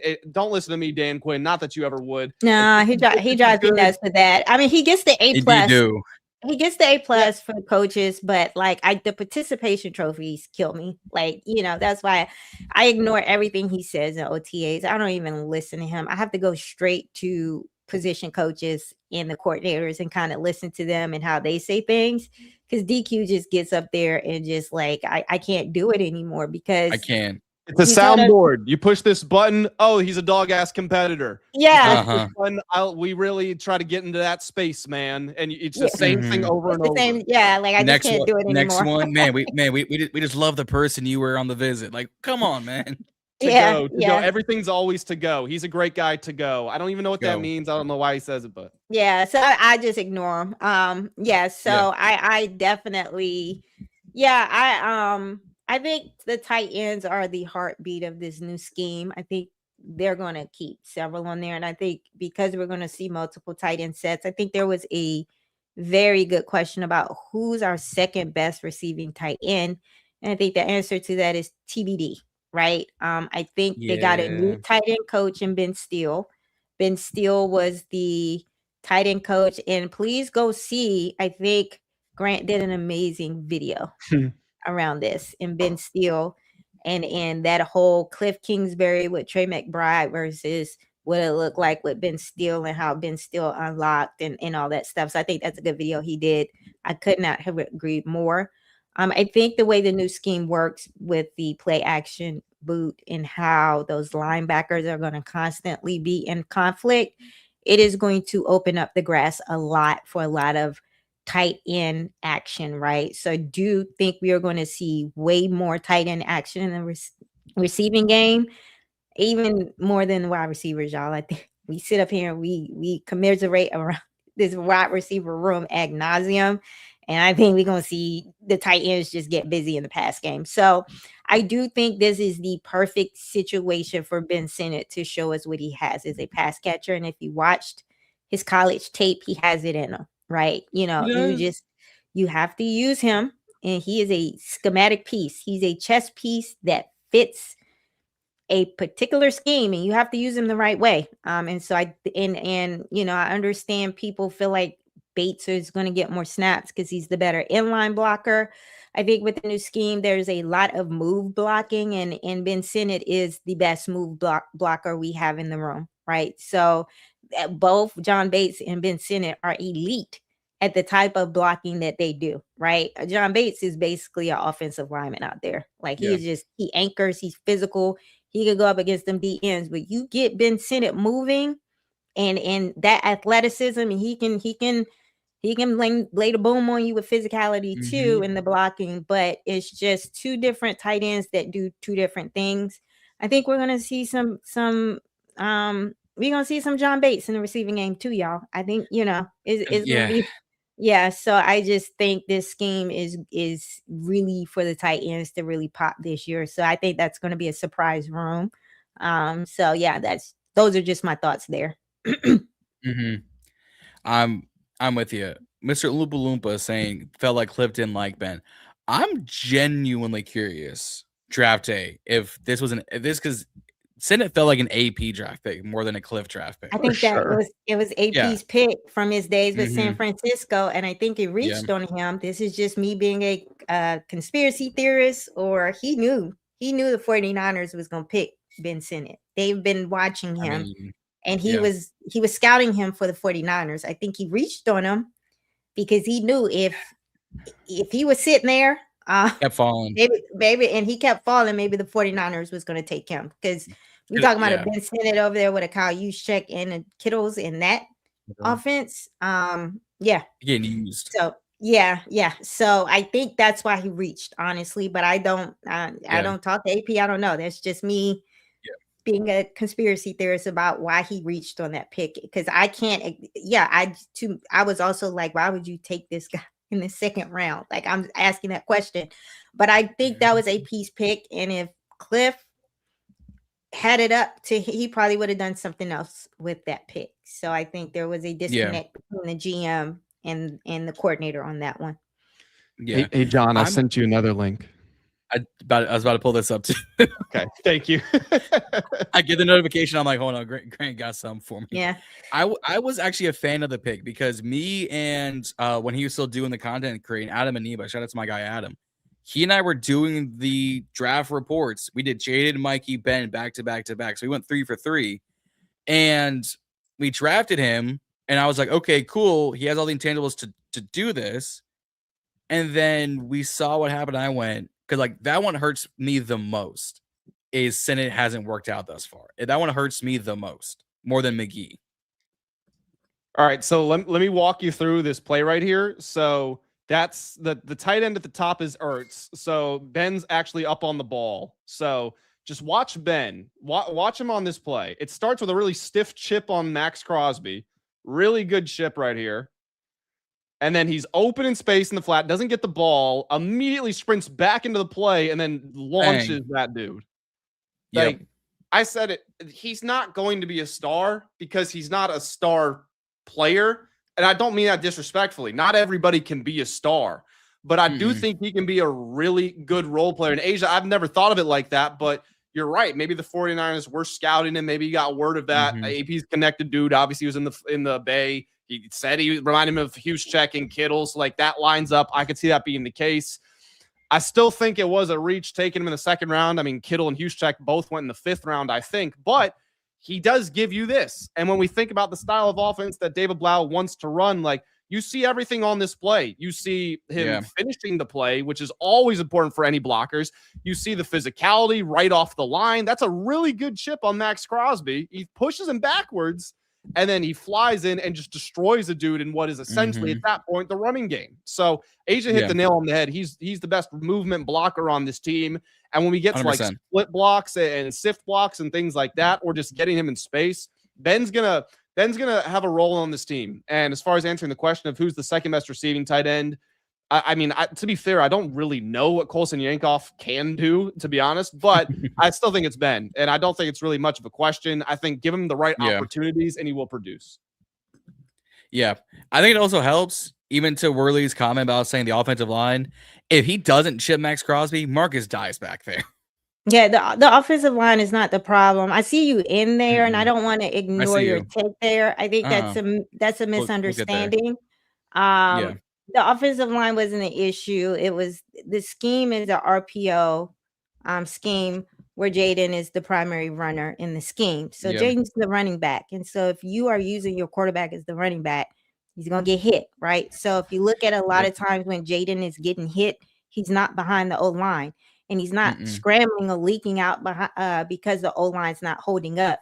It's because he's literally the read in the scheme. It's a read, and you either check it down to your feet, Jayden, or you hand it off to the running back. So that's just what RPO is. RPO is the quarterback's running. You know, we have one of the best left tackles out there in Laramie Tunsil. They've invested heavily there. They've taken in each draft, they've taken a offensive lineman. Our first round draft pick, not last year, but the year before last, was a right tackle. Sam Cosmi is a very good guard. You know, when he gets back from that injury, he did kind of injure himself. I think the only thing that's really of question is kind of the center with Nick Allegretti, and then who locks down that left guard position. And from this new scheme, I'm here to say I think it's going to be Brandon Coleman. This scheme is all about athleticism, and I think he's going to take it from, you know, Chris Paul.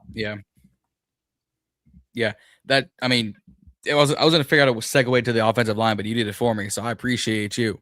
I'm with you, and I had this debate with Dulla last week on winners and losers. I had the loser being Coleman. He had the loser being Chris Paul. You look at the scheme, you look at the pieces around him, you look at what Blough wants to run. I was wrong. Clearly, the loser is Chris Paul, because they are thanking Brandon Coleman for actually being able to be flexible as a guard. Although you drafted him as a tackle, which made me laugh on draft day, you're like, he's a clear guard. Because they did the same thing to Sam Cosmi. He was a guard in college. You move him to tackle for like a cup of coffee.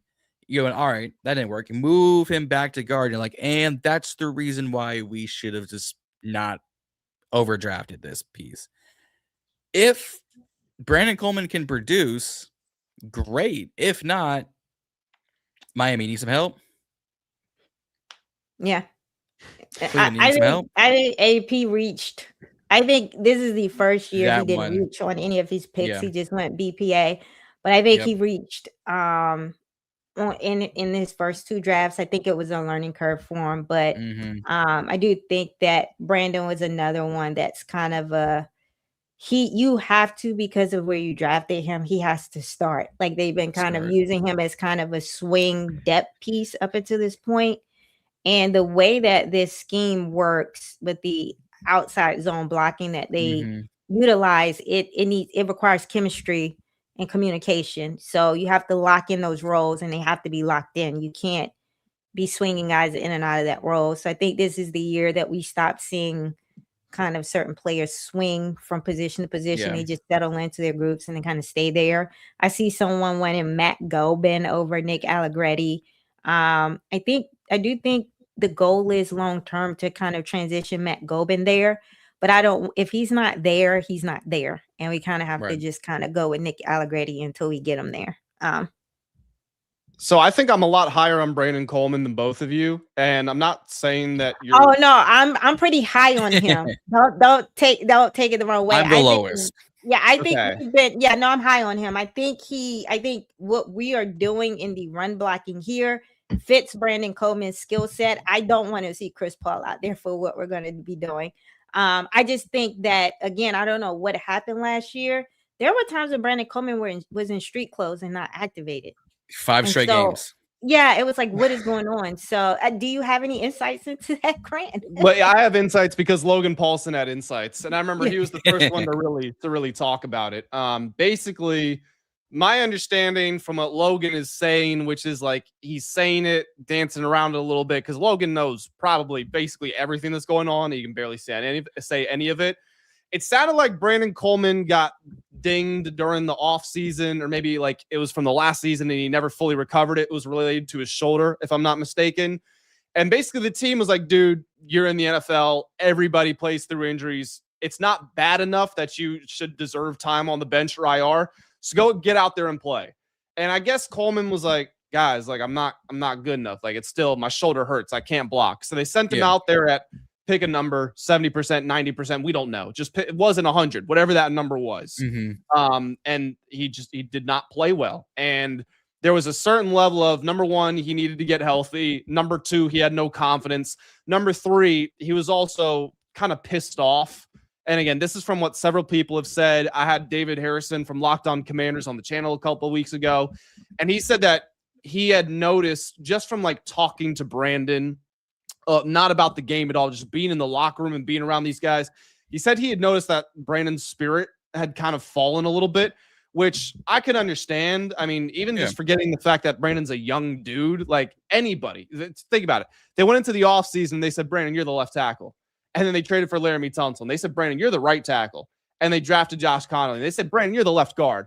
And he was looking at like, guys, how important am I to you actually? Like, seriously, I'm still young. I'm still trying to figure it out. You drafted me, which tells me you value me. But then all this happens. Like, do you really care about me at all? And I think parlaying that with the fact that they wanted him to play while he was banged up and he didn't think he should play, I think that destroyed his confidence or like just some of the connection with the team a little bit. But then David said that David Harrison said around like maybe week 12 or week 13, something like that. He said they were having a conversation in the locker room about Jordans. And for whatever reason, like Coleman he was more perked up than he had been at any point in the season. It was at that time where I really felt like he got his joy back and he started being comfortable with this situation. And he said that basically it seems like Coleman's really gone into this offseason, like forget everything. I'm a left guard now, and I'm taking that left guard spot. So for all of those reasons, I'm confident in him. He has obviously all of the talent in the world to do a good job. He may not be a Pro Bowler, but to be a good player. And then as far as why he was drafted in the 3rd round, going back to that, I pulled up his draft evaluation just because I was curious. I'm on NFL.com looking at what Lance's Earline said. I think Lance is the best at this stuff. He projected him to go in round 3. He's 6'4.5" with basically 35-inch arms, smoked the combine. So, like, I mean, that was probably the right spot for him, 3rd round pick. It just didn't start well. He allowed 9 or 10 sacks. But last season, when he got to fill in for Laramie Tunsil, and even before then when he was benched, but he was a jumbo lineman, he played really well. And I get that that's not playing left guard, which is what he has to do at the end of the day. But I do feel confident in him. And I made an O-line video the other day. And basically there was, I think it was Daniel Jeremiah put out a check sheet. And it was like, to win a Super Bowl, you need to have this. And it was a franchise quarterback, 3 playmakers, 3 offensive linemen, whatever it was. And I said, I think the 3 offensive linemen for the Commanders are Josh Connolly, Sam Cosmi, and Laramie Tunsil. But I also think Coleman's a 4th guy. I do think Coleman will be good this season, and we can move on from these conversations by the end of the year. Yeah. I I like what Dave said. The O-line was far from elite. I would agree with that. I think the O-line has been consistently a work in progress over several drafts and free agencies. I think we have to go back to the beginning where they had to really come in here and kind of rebuild this whole roster, rebuild this whole thing. So I think, from where they came from and where they're going, I think they're heading in the right direction. And I would honestly, it's just hard for me to blame a lot of what happened to Jayden on the O-line when a lot of what Jayden did was running around outside of the pocket. I think we're going to see kind of the O-line kind of really settle in and really look like a real O-line out there in this under center offense where it is very run heavy power scheme. I think that leans into what this particular group does better.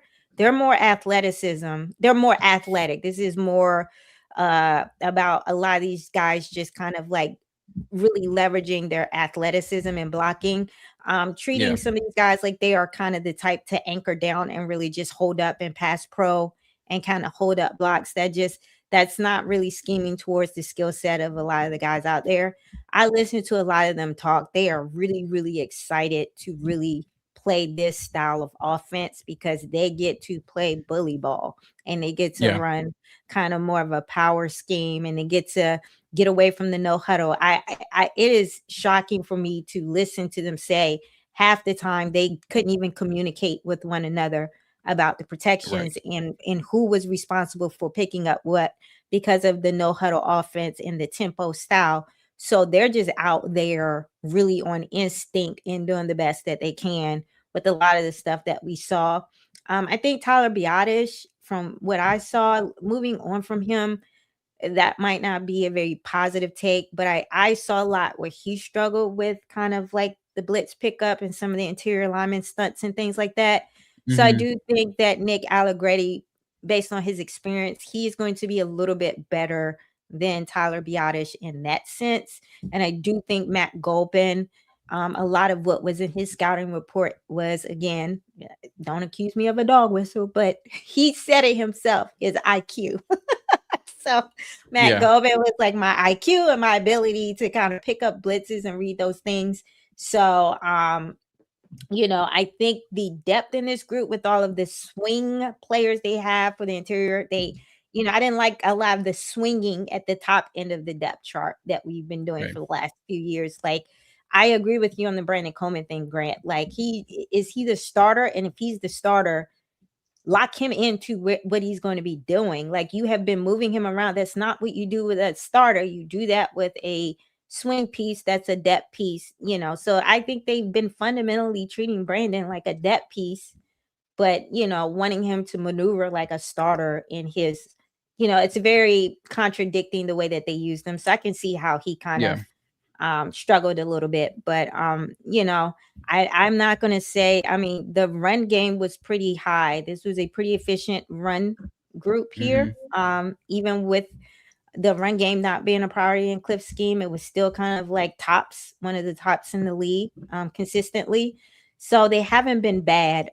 It's just been years of building a group that every year you're adding a new piece. And so it takes some time. And then with Sam Cosmi having the injury and him coming back, you had to integrate him back in there. Now you have Sam Cosmi having to develop that relationship with Josh Connolly, which that was new. So I think this is the first year where everybody's been in the system together for more than 1 year. And I think they're going to be locked in. I'm with you there. My other thing with this offensive line that I feel like we can take the next step, and I said this talking with Lake after draft steals. Golpin is the true, Allegretti is playing center. Golpin is going to benefit taking some time off, learning behind Allegretti, learning with this new offensive line coach, learning with this team, because as much as he only let up 2 sacks in Michigan State last year and only 9 pressures the whole year, it was his first true year at center. And he was, in my estimation, the 3rd best center in the draft class. I had Slaughter as my 1. And, oh, God, I can see the other center Not Connor I didn't like Connor coming out of Auburn. There was Logan Jones. Logan Jones, thank the Lord, out of Iowa. He went to the Chicago Bears, so it is what it is there. I had Goldman as my 3, and we got him right where Lance Zierlein said he was going to be, in and around that late day 3, and NFL Draft Buzz said the same thing. But they also all agreed he's going to need a little time to season, a little time to grow, a little bit of time to figure out where he'll fit in this team and to get actual center snaps. Well, you were a 6th-round pick. I think, first of all, that's a great value for a team needing a center, and you have arguably the 2nd, if not 3rd best center pass blocking wise. I'll take it. 6'4", I'll take it. 330 pounds, I'll take it. As Rio put it, he looks like he eats corn right off the husk. I will take it. All you're missing is the glasses from Slaughter, and we've got him. So I think having him sit behind Allegretti will be a good thing. I would love for him to start for the future, and I think that is the plan, like you both said. But I'm okay, but I'm okay with him sitting around for a couple weeks, if not possibly the year, and going learn and grow. Like if I see him in preseason, great. That is the time to test out these theories and these tries, is preseason. I'm ready to see what Matt Goldman got, but I also need to see what Allegretti, or as I kill one about, Alabenchi will do at center. I kill one every time with it. Last year it was easy for me to do it, Alabenchi. But I'm curious how Goldman, watching it all unfold, but also curious what Allegretti can actually do at center. I don't have doubt that he can do it because he's an athletic, flexible guy who can play inside, and the very few snaps he needs to play outside, he's okay with it. My only concern, especially going into this offensive line group, was you have to draft a center, because if you're going to the season with just Allegretti, it's who not are you relying on? Yeah. Who are you relying on? Julian Coleman at center, Julian Good-Jones at center. I'm walking out the room today.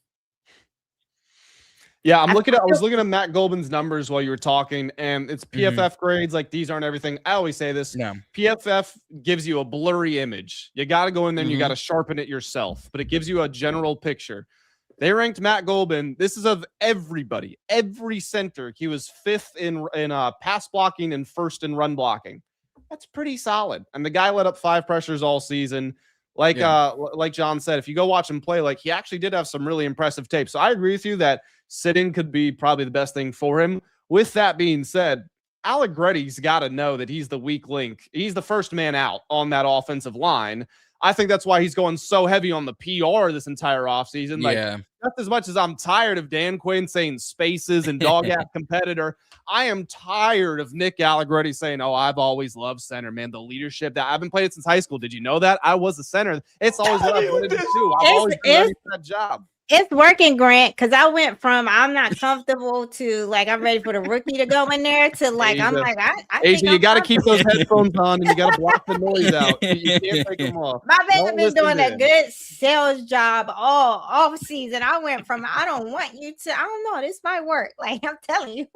Nah, I mean it might work. I want to make that clear. Like I'm not going to judge the man before I see him.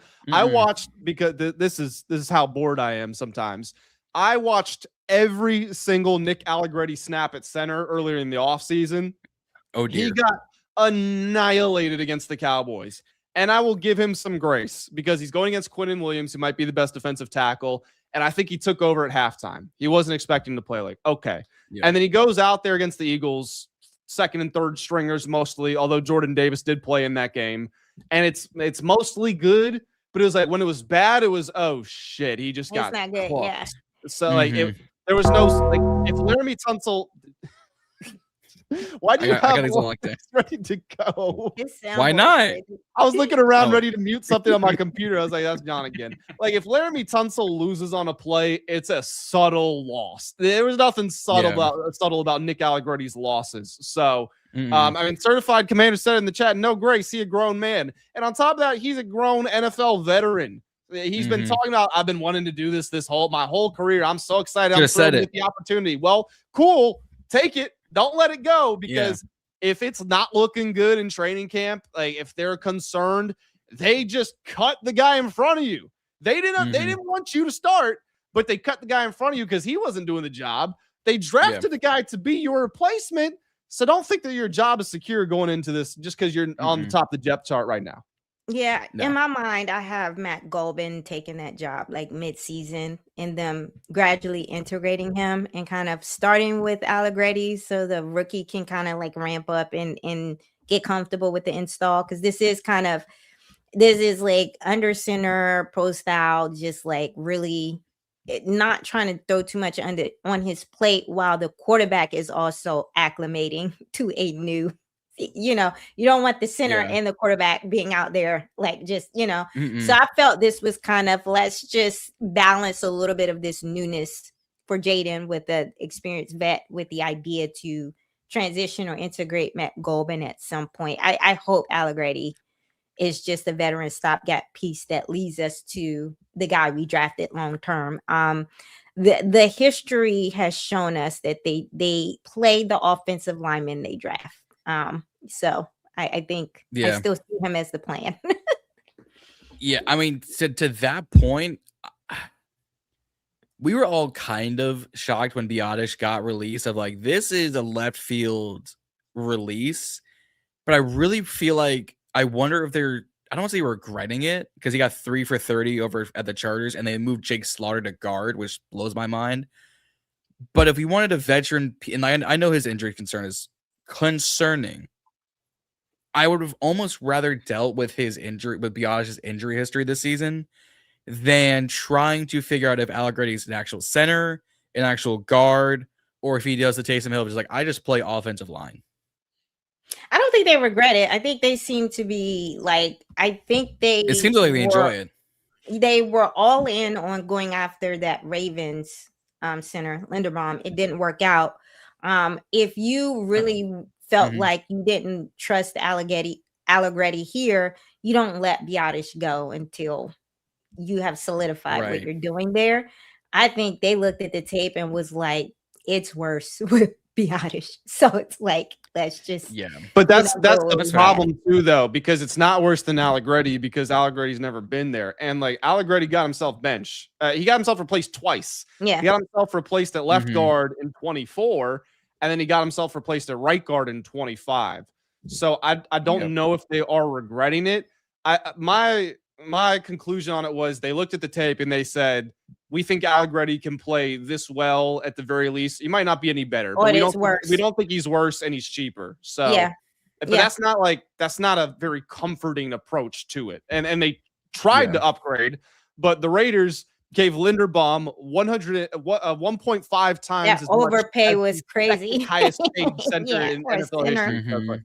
They had no choice there. So, but I mean, Brandon Coleman has been working out at center. That's something DQ said very subtly. He was talking about the centers and the competition there, and he said those 3 guys, they're working on it. Who's the third guy? I want them to leave Brandon Coleman alone and just let him play guard. Y'all have that young man has been swinging all over the offensive line. Just let him. Just come on now. Just come on, DQ. Just stop treating him like a depth piece if you want him to start. It is the most conflicting thing. I don't get that. I'm sorry. Every Grant's gonna kill me for this one. Every time Brandon Coleman keeps moving around, I feel like there's at least 4 people that tell it's Brandon Coleman. Fight back, nigga! Fight back, nigga! Fight back! Fight back! It's like the way they do him is terrible. I would not feel like I'm like, what are we doing? You guys don't really want me because you keep giving everyone else job and making me play backup role in every role. Like it's the backup of the backup. Yeah, it's the stupidest thing. So I want them to leave him alone. Just and just go with Golbin. Like go with Golbin. If that's what we're doing. So right. But yeah, like I think this is the first year where the O-line is all have the chemistry and they finally have the pieces in place. So I look forward to seeing them. Aside from that left guard in the center, just solidify it. That's all I'm asking. I said this on Twitter the other day. I think it was Brandon, Jayden Daniels MVP, who asked the question, what's the offensive line? What are your expectations? I said I'm expecting them to be about the 7th best offensive line because I think Josh Connolly's going to be really good. I think people are out of their minds for saying, well, he's not strong enough to play in the NFL. If you read the evaluation, literally everybody in the world said he needs to get stronger. And lo and behold, the guy who works very hard, has talent, shows up looking like a new man because he worked out Laramie Tunsil. Laramie Tunsil himself, Stan Cosme, you're good. If I'm right in Brandon Coleman being good, that's 4 guys you're comfortable with. So I do think the offensive line might not be the best in the league, but I think like 70-80% of the teams it goes against, you'll be like, all right, we're cool today. Yeah. Yeah. And that's not bad. That's top 10. No. Yeah, it's not bad. I take top 12. I take top 12 at this rate. Yeah. I think they were probably top 12 last year. I'd put them around 12, but like, yeah, I don't think they've ever been bottoms of the league, like ever. From whenever I see them discuss it, maybe the first year, but that second year they were in the middle of the pack with, so and they were made to look worse than they were just because I mean, there's nobody to throw to. They couldn't run. Jayden got injured, but the offensive line really was not letting the team down. Yeah, no, it was other areas. They're not meant to hold up that long. No. Like the ball, like Jayden can't get the ball out fast enough because there's no receivers to throw the ball to, and then that means they have to hold. They're not supposed to be up there holding up for like 5, 6, 7 seconds. You got to get the ball out. Mm-hmm. Yeah. No, it's like, all right, 1, 2, 3, 4. Throw the 5s. Throw the 1, 2, 3, 4. Where is Chris Moore? Yeah. Like, oh no. And then when you throw it to a receiver, they drop it. Like the amount of drops, Jayden. 5, 6, 7, 8. We hate them all at this rate. Yeah. Just goodness gracious. It was a mess. It was a mess. Wasn't the offensive line's fault. But I mean, I didn't realize we'd be here for 2 hours. I forgot it was 9 o'clock already. Well, that's what happens when you get Grant and I together. Talking ball. We can yap. Hey, I'm with it. Yeah. I was ready for this. I'd ready and whatnot, but the comments held us down. Y'all held us down. This was absolute fun. This was a blast to do this. Yeah, shout out to everyone in the live chat, for real. Thank you all so much for tuning in here. Make sure you check out all of our channels if you don't know us already. And thank you, because like John said, it's 9 o'clock at night here on the East Coast, and you're hanging out with us. So thank you for being here. Yeah, right? Thanks again. I think this is like your second live stream that like marathon. You cooked over there with Rico. You did your live stream too, Grant. I enjoyed that. So I felt so bad for him too, because so normally how do I put this? Normally I try to tell people like, we're going to talk. This is the goal. We're going to shoot for this. Normally when I'm on with other people, they say the same thing to me. I didn't say anything to Rico, and I looked up and we were hour 35. I went, oh my God, I hope he had no plans. I hope he wasn't, has some food waiting for him downstairs. Right. So we closed off. He said, bro, I wasn't doing anything. I said, okay, thank goodness. But yeah, I felt so bad. His wife at the door, like, are you going to come out already? Yeah. No, it was a good one. I was definitely tapped in, but thanks for having me. I really enjoyed this, Grant. I really watch everything you post. Like you really give it up with the details and a lot of your research and your analysis and how you take analytics and marry it with film study and a lot of stuff you do. So I was happy to do this in the deep dive, the offense. So thanks for having me. And thanks for all of my supporters that came by to do the live stream. This is something new that I'm introducing to my channel, and you guys always show up for me. And thanks for the super chats for those who stopped doing super chats. Always appreciative. Yeah, if I can say my little piece too here. John, I always say, is the funniest guy we have in the community. So everybody here, if you aren't watching John, please do. Like, even if you're not a Commanders fan, like shout out to D-Cuz, because he's a Cowboys fan. He's been in here holding it down. Time. Yeah. Cowboy. So shout out to you for being in here. Yeah, like I was like, look at you. He's hilarious. Yeah. And Asia, I mean, I'm not a Commanders community historian. Like, I'm not the guy to ask about that. But I don't know if there's been a person who's grown as quickly as you have. So shout out to you for everything that you're doing over there as well. I mean, you're talking about my analysis. You rightfully have analysis in the name right there. And I always see your comments. Your people show up for you. I see it in the comments. So just good job to you. Kudos to everything you're doing. And hopefully there's a lot more to come for you. Yeah, thank you. Appreciate it. All right. Oh no, if there were people that came onto the scene quick, fast, and took off, it's you two, it's Kay, it's Carter. It is the 4 of you. Me, Reedy, Z, Juan, Tone, Rio, Josh, we all been at this 3+ years. I'm sitting here I've been getting it out the mud. I always say though, it's because you guys did that. Y'all are a big part of that. Like it made it easier for us. Like we could not have. You were laying the work for us to show up. So in some ways, like, it's almost a little selfish of us where we just showed up. I can't even take the credit. Yeah, I got a lot of my followers just from coming on your stream, John. Just from a lot of just hanging out. People who knew me from Reedy and Z going on Rio stream. So the community, it's very strong community. Would not be here if it was not for the people who came before me and had to get this out of the mud and kind of like build it up. And it took you guys a long time to get here. So shout out to y'all for real. I'll share one quick story and then we can head out of here. I was texting Rio and we were talking about the offseason. This was before the draft. This was a good bit ago now. I mean, in the grand scheme of life, not really, but in the content world, it feels like forever ago. And he was talking about just, we were talking about the offseason and how there's not much to talk about and whatnot. And somehow or another, we got on the topic and Rio said, yeah, man, I mean, when the team loses games, it's tough. But when they're winning games, I mean, you know how it is. Easy. And I was like, I don't know how it is. From year one, we went 5-12. So hopefully they win some games next season and I can experience what you're talking about. Yeah. Hey, I think it came at the right time. Shout out to y'all that was with it for the Dan Snyder years. Oh my goodness. Yeah. So it's been rough. I'm trying to think. Episode 1 for us, God, because that was my dormitory days too. Let's see, 3 years ago. I think game 1 or episode 1 predictions for BIB. I want to say, it was the Commanders Colts game where Terry Mostafon Gilmore. That was the prediction. I remember that. That was why I remember episode that actually? 1. So this was in my sports betting days where I was going heavy on it. I had a 5-leg anytime touchdown parlay that included a Terry touchdown, and it was the last one. And it was something big. It was like 20 to like 400 or something. So I was gassed by that. Oh, no. Wow. That's insane. But again, appreciate y'all for stopping by, spending 2 hours with me. I leaned back and I said, I'm gonna let them handle this because they got I was a spectator. This was a lot of fun. I was spectating the whole time. All right. Well, thanks everyone. All right, guys. Yeah. Appreciate you guys. If y'all have not already, like, share, and subscribe, whether it's here at BIB, over at Full Command, over at Asia's Analysis. Hit the like, share, and subscribe button. It gets all of us into the algorithm, all of our videos into the YouTube space.